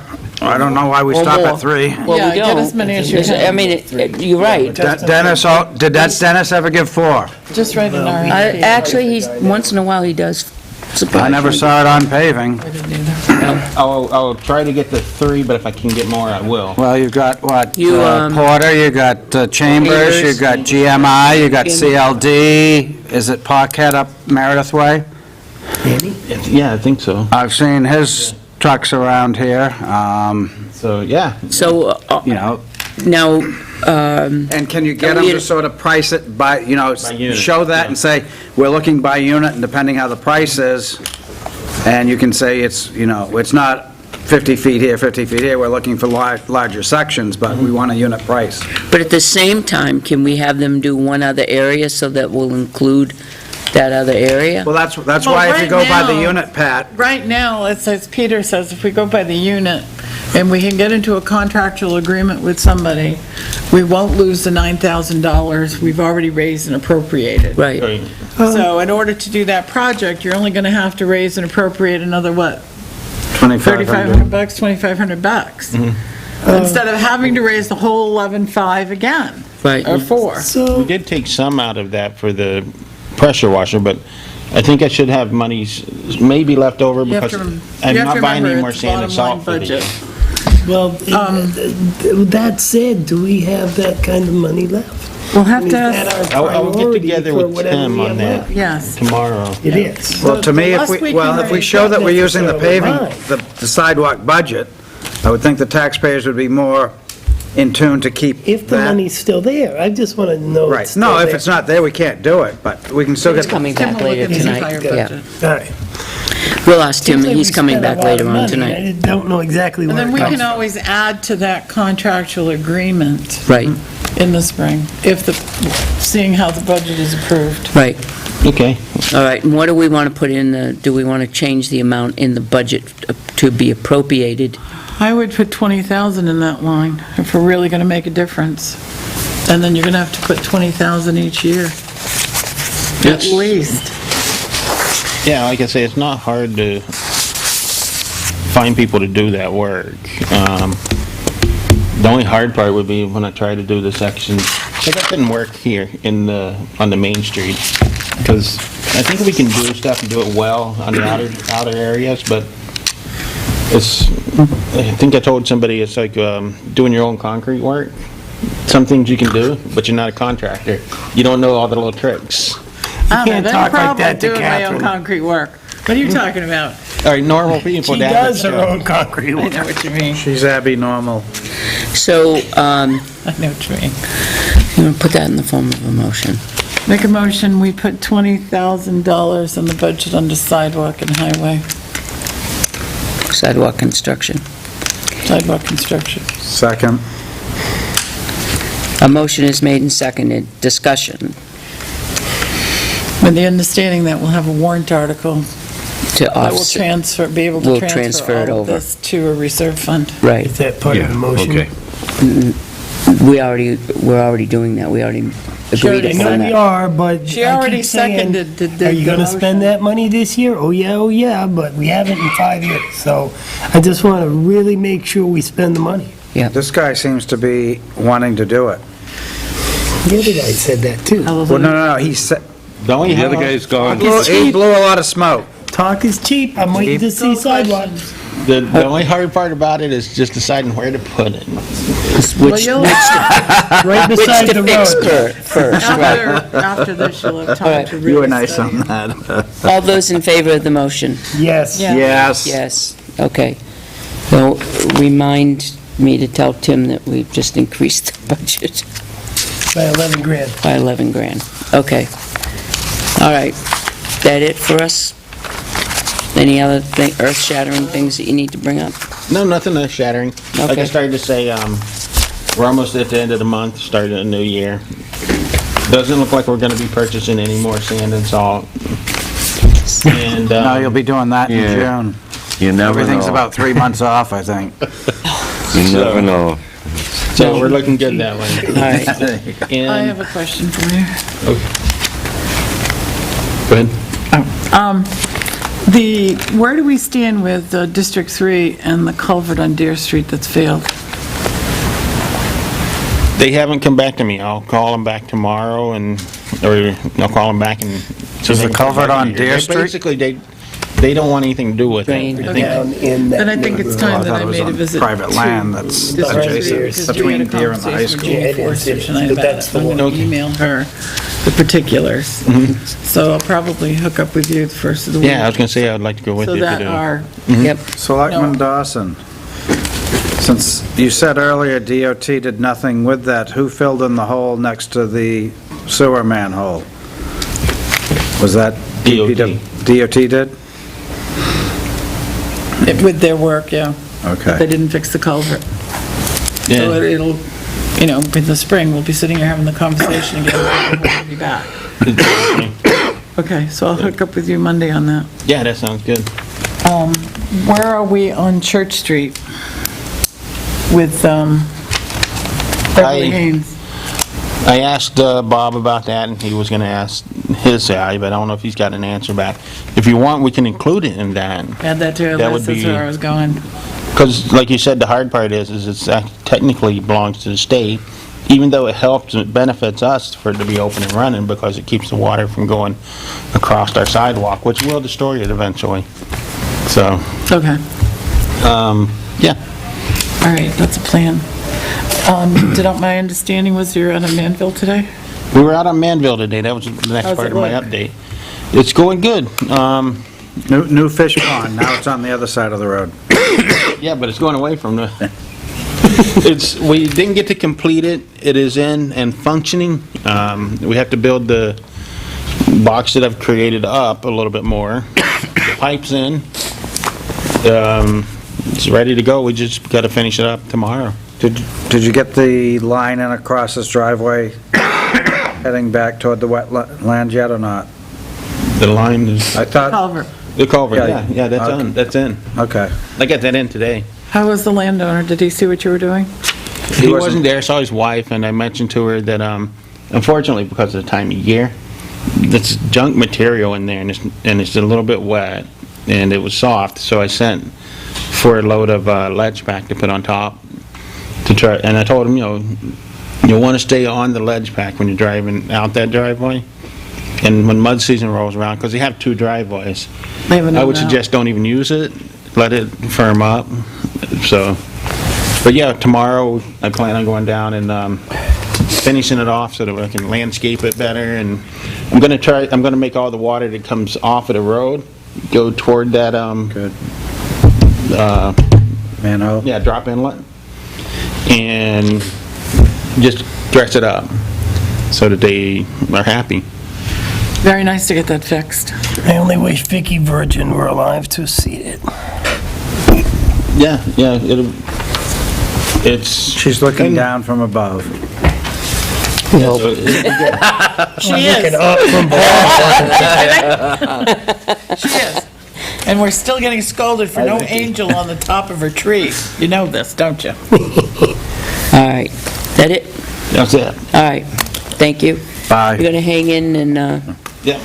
we're non-public, okay. So, we have a meeting tomorrow, if you'd like to attend at the Senior Center at 1. We're meeting Laura Samos from the Trinity Church. She is coming over to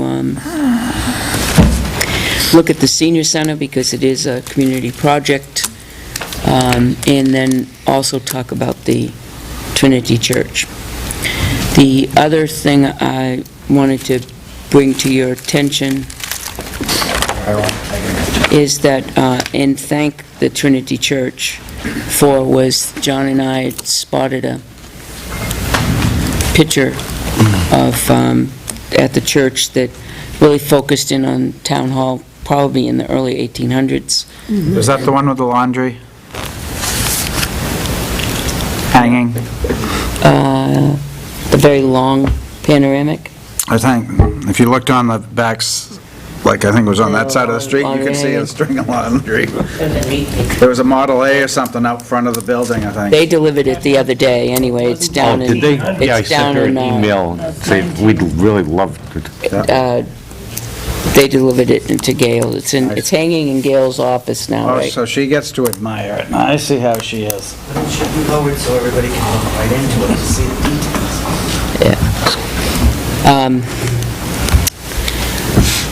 Also,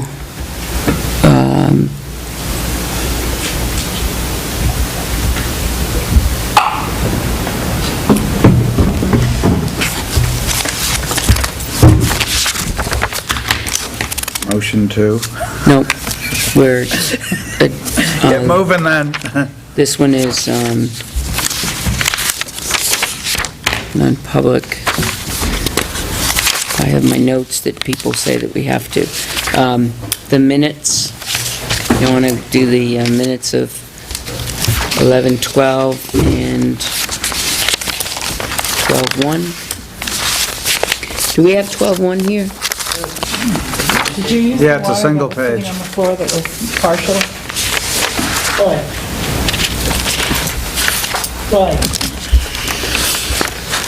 Let's just say I'm not drinking it.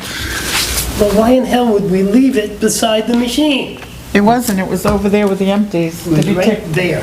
to be taken away. What was it? What's the matter now? That's, I mean, there was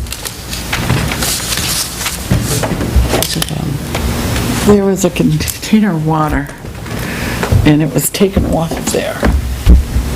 And I don't know why it was taken off, partially used. There was about this much water in it. So the cover was off. So let's see, I've seen crumbs floating in it, I've seen, So why didn't you dump it out in the water closet? Move it from around where the. I'm just not the maintenance person. I just never had time. Johanna and I both knew not to use it. And Did both you of us- label it "do not use"? No, we had, it's in there. It's a half, you know. All right, let's move I mean, and on. to put it up there, you dump it all over the place anyway. Make a so. motion, we bring the minutes of November 12th to the floor for discussion. Second. All those in favor? Sure. I can't figure out who took it off. Look at me.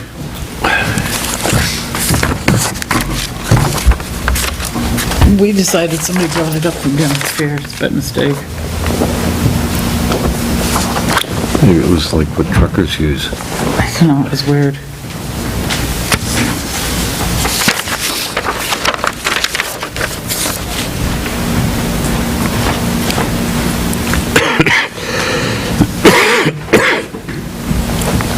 We cart our own water up here. Yeah, nobody brings it up for us, so we just, you know.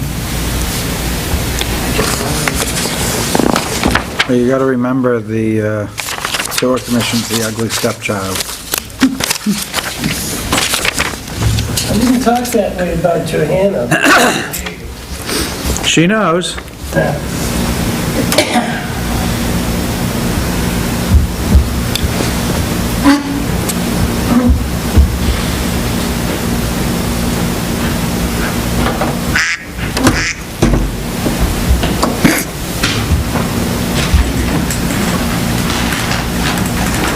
Oh, the chief brought us up one, how nice.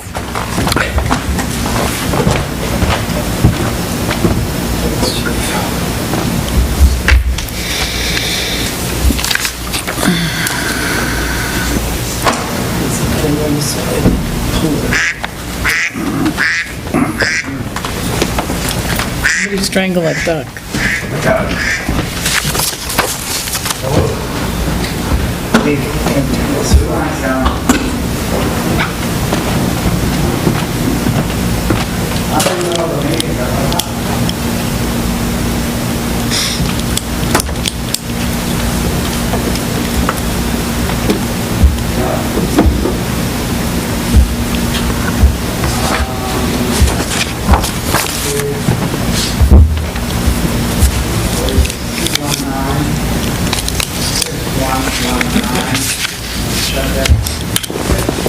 I read them that break.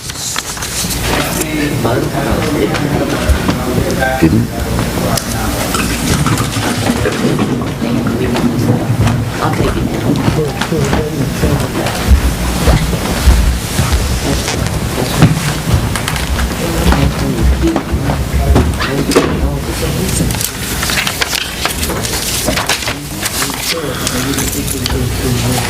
Are there any corrections, additions, or comments?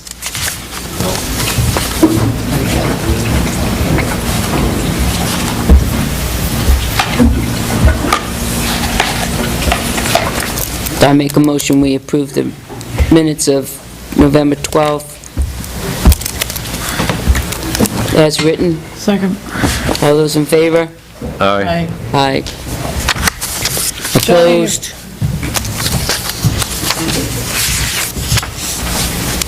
Okay. Johnny, is there water in the ice rink yet? Have you got water in the ice rink? Water?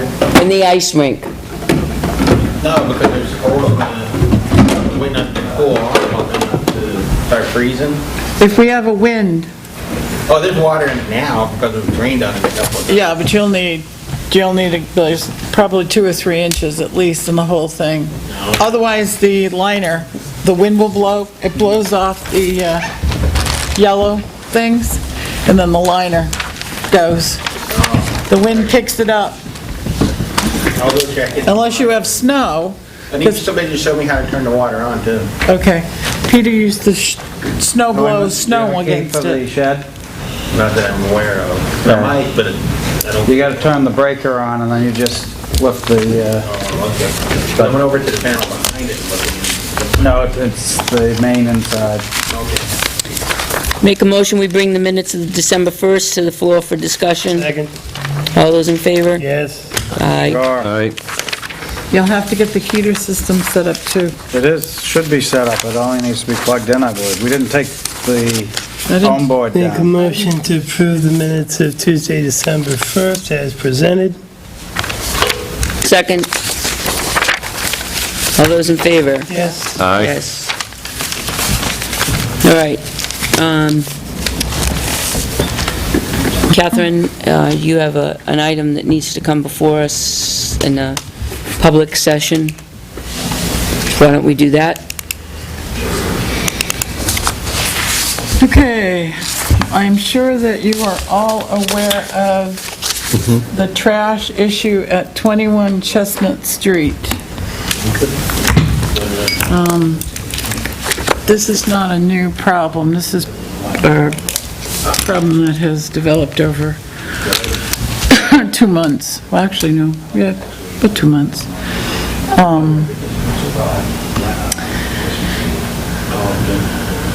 There's been a series of inspections that have taken place there by myself, Tim Joubert, and Al LaPlante. I ordered the landlord to remove all the items out of the basement as they were covered with mold and mildew, fabric, wood items. It was something else. So that came out. The next inspection, he had not removed it because, as he said, he was still pulling stuff out. And in fact, there were still some items in there. That was fine. There was no garbage at this point. He pulled out some broken furniture and some other stuff. Then a mattress and a box spring appeared. I had a scheduled appointment. Tim and I showed up on Tuesday morning at 9 o'clock, and the landlord property owner was a no-show. At that time, I discovered that the bags of garbage, this is household garbage, that had been deposited down there, it's less than 20 feet from the brook.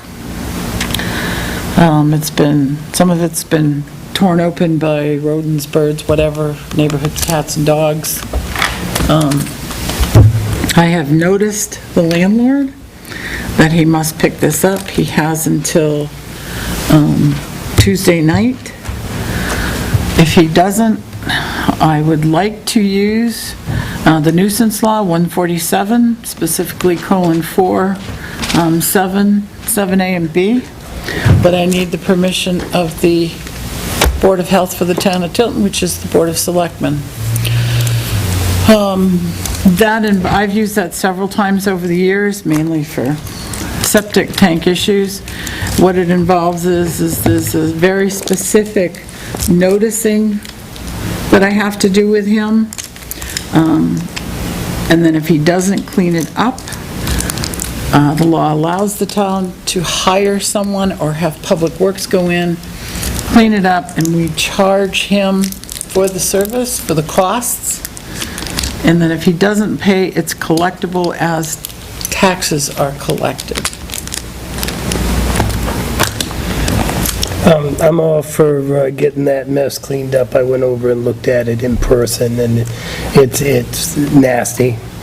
But I would be prone to be in favor of having somebody else come in and take it away, simply because of the question I asked the chief. Was there evidence of intravenous drug use and the potential for some of those bags to contain used hypodermic syringes that may or may not, have disease on them? And I understand all about the 4 bags of garbage, but we have a location with known intravenous drug use, and garbage is sitting out back. I don't think our guys are trained in the removal of those kind of things. I don't have a problem using somebody else. I've talked to 2 people today who are all set and ready to perch. If I call them up, there's no cost. There's an initial cost to the town that is ultimately collectible. My problem with your statement is that every bag of garbage that I have picked up in the past years has a potential to have a hypodermic needle in it. Does that mean every time I have garbage on the side of the road, I need to call someone else? If you had garbage on the side of the road beside a known place where intravenous drug use was going on, I would suggest you use extreme caution. Extreme, and maybe even get somebody to come in. Yeah. Not every bag of garbage beside the road, of course, they're all potentially good, Every but- bag of garbage has to be approached with the potential of having hazardous waste in it. No one knows what people put in their garbage. It can have blood-borne pathogens in it, from Yeah, I understand all bandages, that, it can have Catherine. used hypodermic syringes. preaching to There the is choir no here. reason why we should have to hire an outside source to pick up bags of garbage just because there's a suspicion of hypodermic needle use. No, there's confirmed hypodermic needle use. I asked the chief. And I won't vote You have to no have idea. our guys Well, do it. I don't have, like I said, I don't have a problem with it, but I don't want to have my hands tied behind my back every time I see a bag of garbage. That's not what I'm saying at Oh, all. it's a precedent you're setting. I don't think that I alluded to anything of the sort. I think you did. This I think- one, let me be really clear then. Thank you. This one particular time, I would not vote for Public Works to pick up these bags of garbage, Thank which you. is what I got done saying. It had nothing to do with bags of garbage beside the road. Let me be very specific. Good, that's good, Come on, thank Madam you. Chair, get your whistle. Make a That's motion, make a motion that we allow Catherine to exercise her New authority, Hampshire RSA 147, 147. thank you. Second. Does that include Public Works or no Public Works? No, I said I've already contacted, I talked to Johnny She's gonna have today somebody else already. do it. And he wasn't comfortable, and that's all I needed from him. He's also very busy, so I already contacted.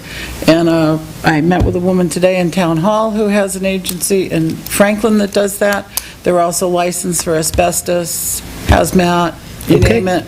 And I have another company out of Belmont, and he is also willing to come over and do it if necessary. Okay. So it's already lined See over up. by Gardener's Grove? And we can recover it from the landlord. Oh, yeah, We absolutely. can charge them. Right. All right. No, he's on 106. Do I hear a second on that? No. Second. Huh? All those in favor of the motion? Aye. Aye. Aye. Okay. You got to know of another one? Huh? What's the company you talked about? Is Fire Cleanup Services? Oh, they're not hazmat, I don't think. Fire Don't they cleanup. go clean up where you've had untimely deaths, where you got That would be blood and all hazmat. that would be splattered hazmat. about? I don't know. I believe. I have a couple of business cards from companies from the Okay. Thank you very conferences. much. All right, is there any more business that needs to come before us in a public session? Having said that, I will make a motion to go into non-public. Thank you for coming in tonight, Jane. Make a motion to go into non-public per RSA 91A:3 personnel. Second. Roll call vote. Aye. Night, Aye. Jane. Aye.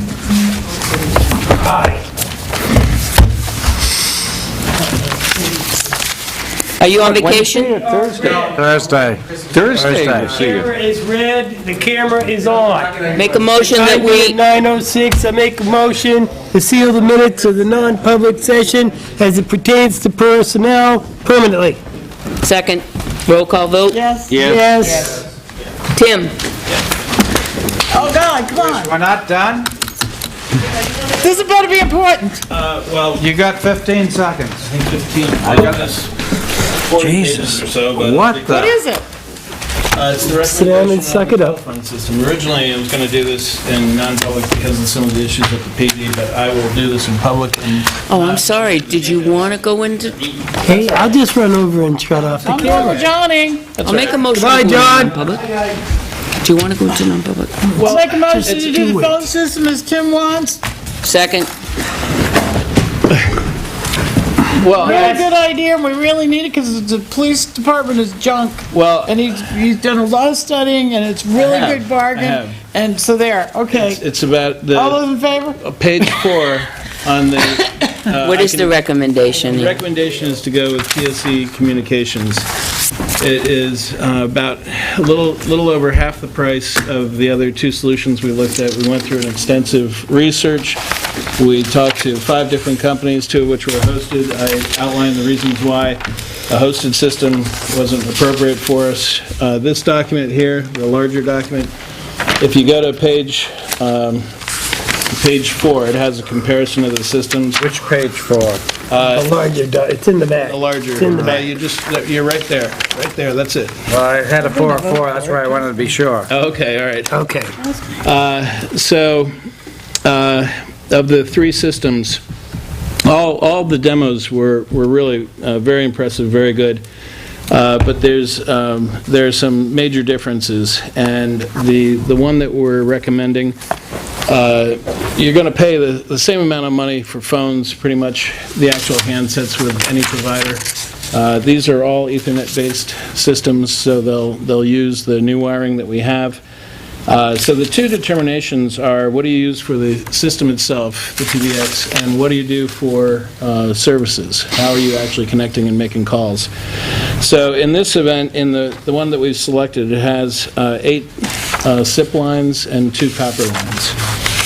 And what this will allow us to do is have a lot more activity. People won't be getting busy signals. But more importantly, there are features, and all these systems have about the same features, except that the first 2 charge for a lot of extra features. The third one it's based on an open source product called Asterisk. I've got experience with a prior product of it called Trixbox, but some of the better features that we'll use at the PD in the squad room, for instance, where you have different stations and people coming in. Today, those phones are actual extensions, and for a certain person.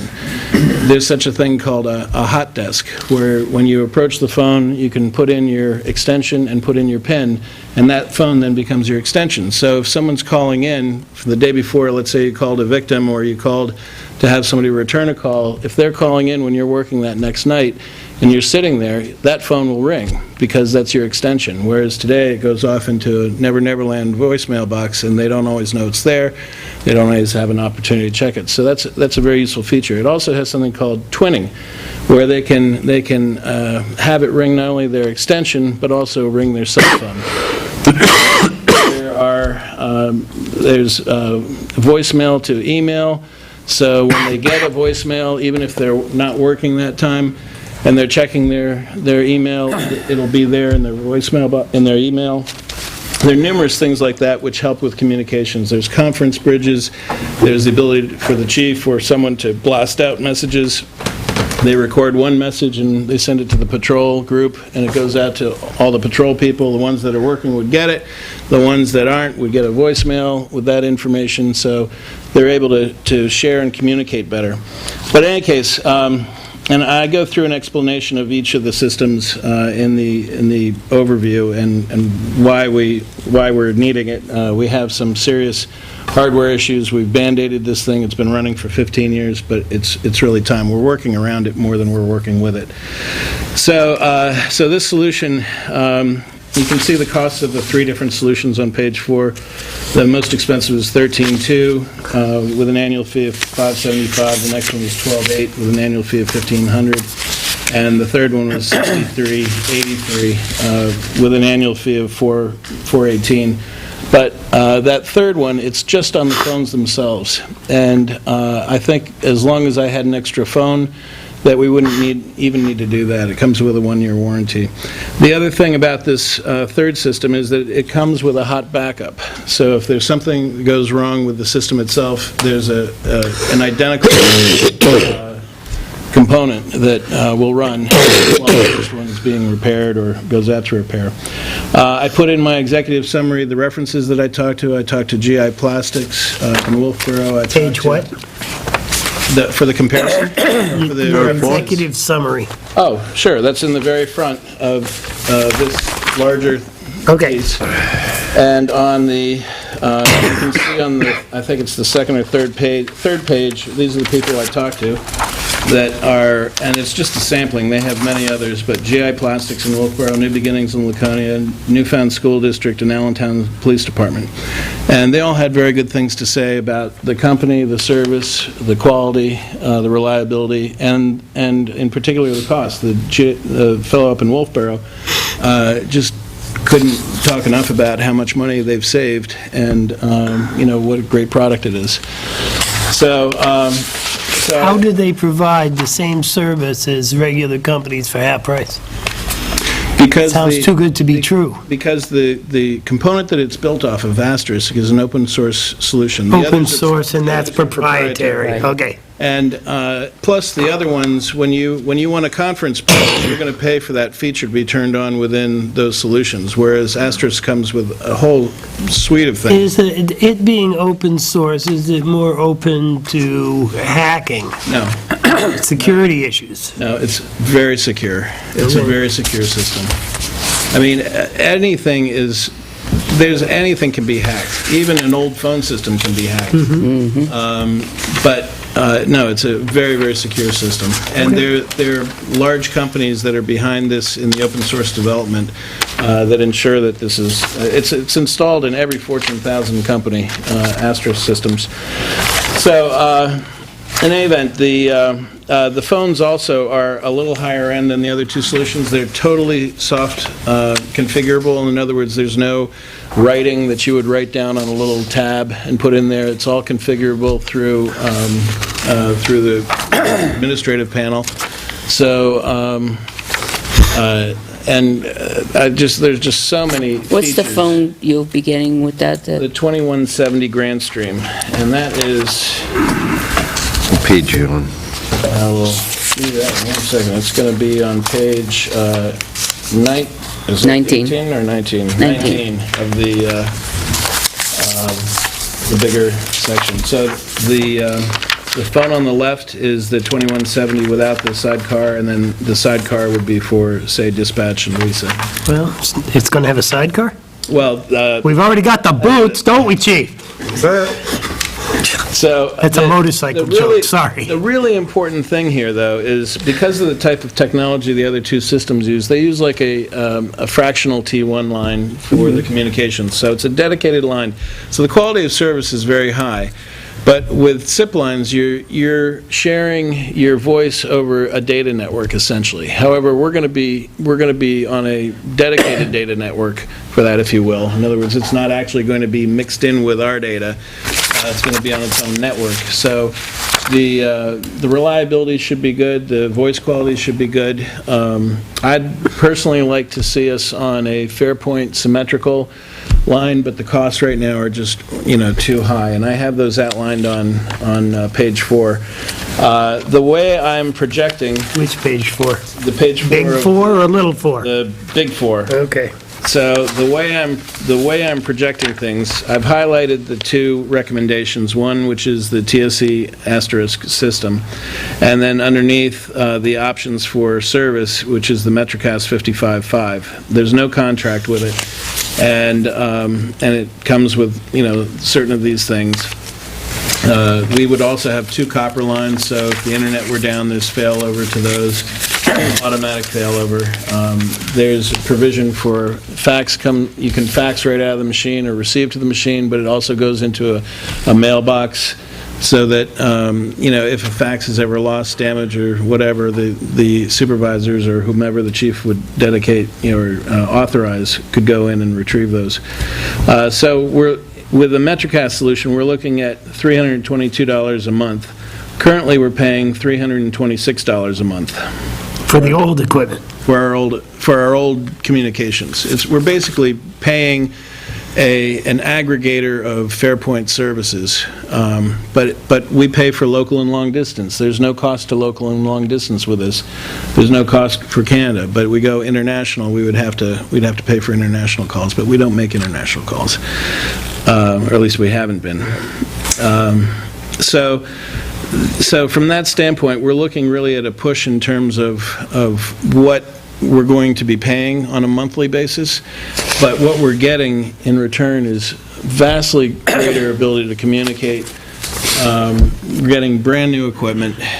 reliable backup, that sort of thing. And the only caveat I could see is personally, I would have liked a Fairpoint line in there, only because I would like to have in all our locations a Fairpoint and a MetroCast, and then I can do a failover between them. So if one of them goes down, like Belknap County phones went down today for I don't know how long, maybe 20 minutes, and I believe I think they're on Fairpoint, if I remember correctly, and so they went down today. So if that had been us, if we had been on a line like that, and we had the MetroCast connection, it would fail over to MetroCast. Now, in this solution right here, even just with MetroCast, if MetroCast goes down, it fails over to our copper lines.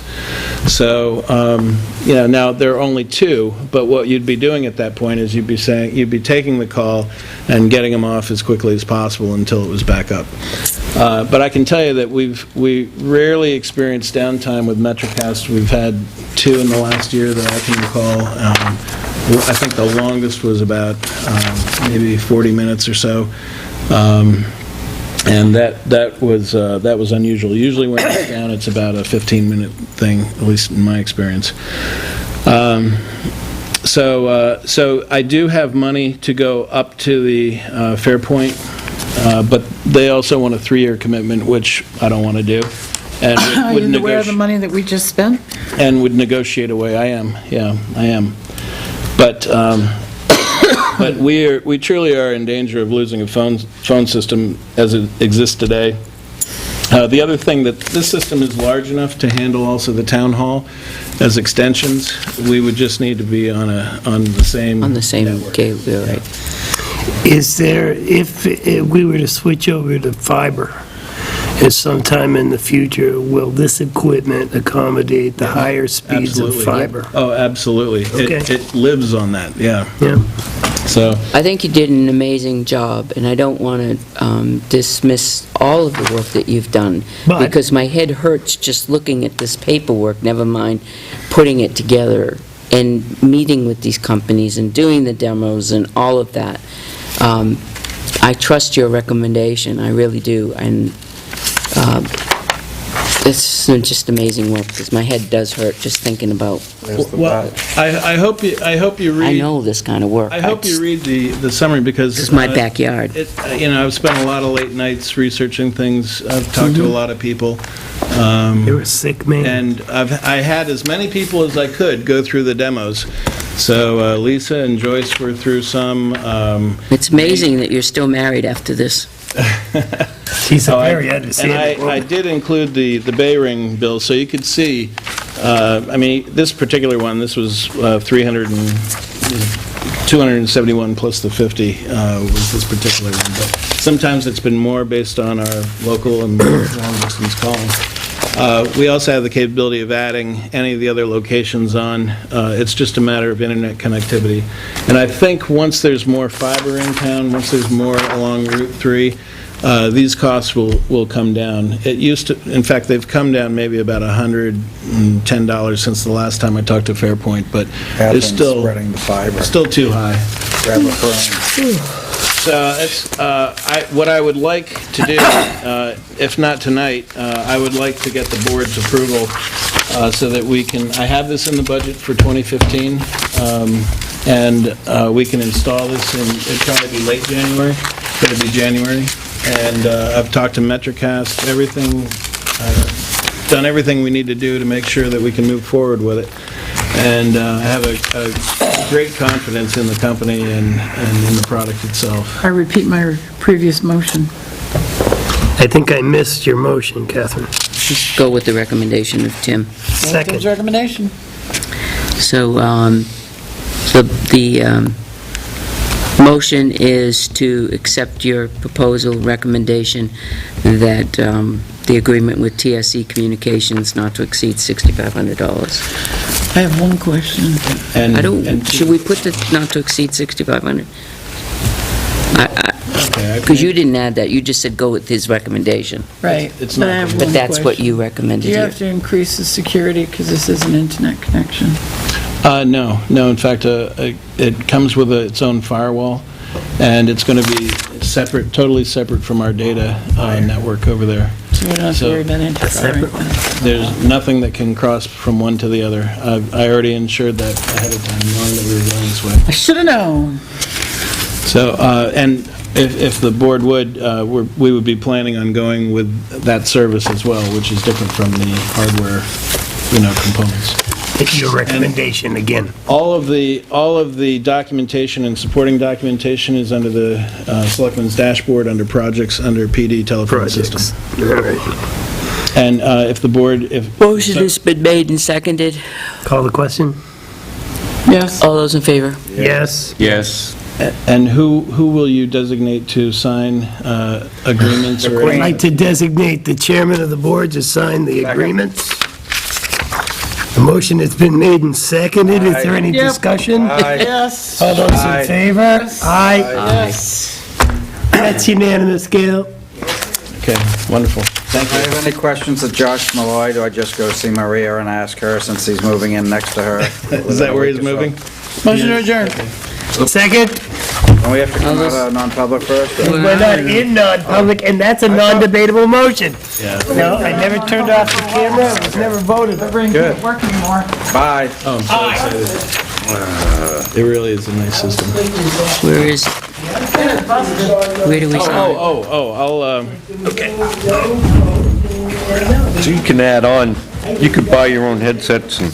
Oh, absolutely, yeah. I can see, there was one thing I wanted to get, but they don't do themselves, is a cone, an external cone for the parking lot. All right, so...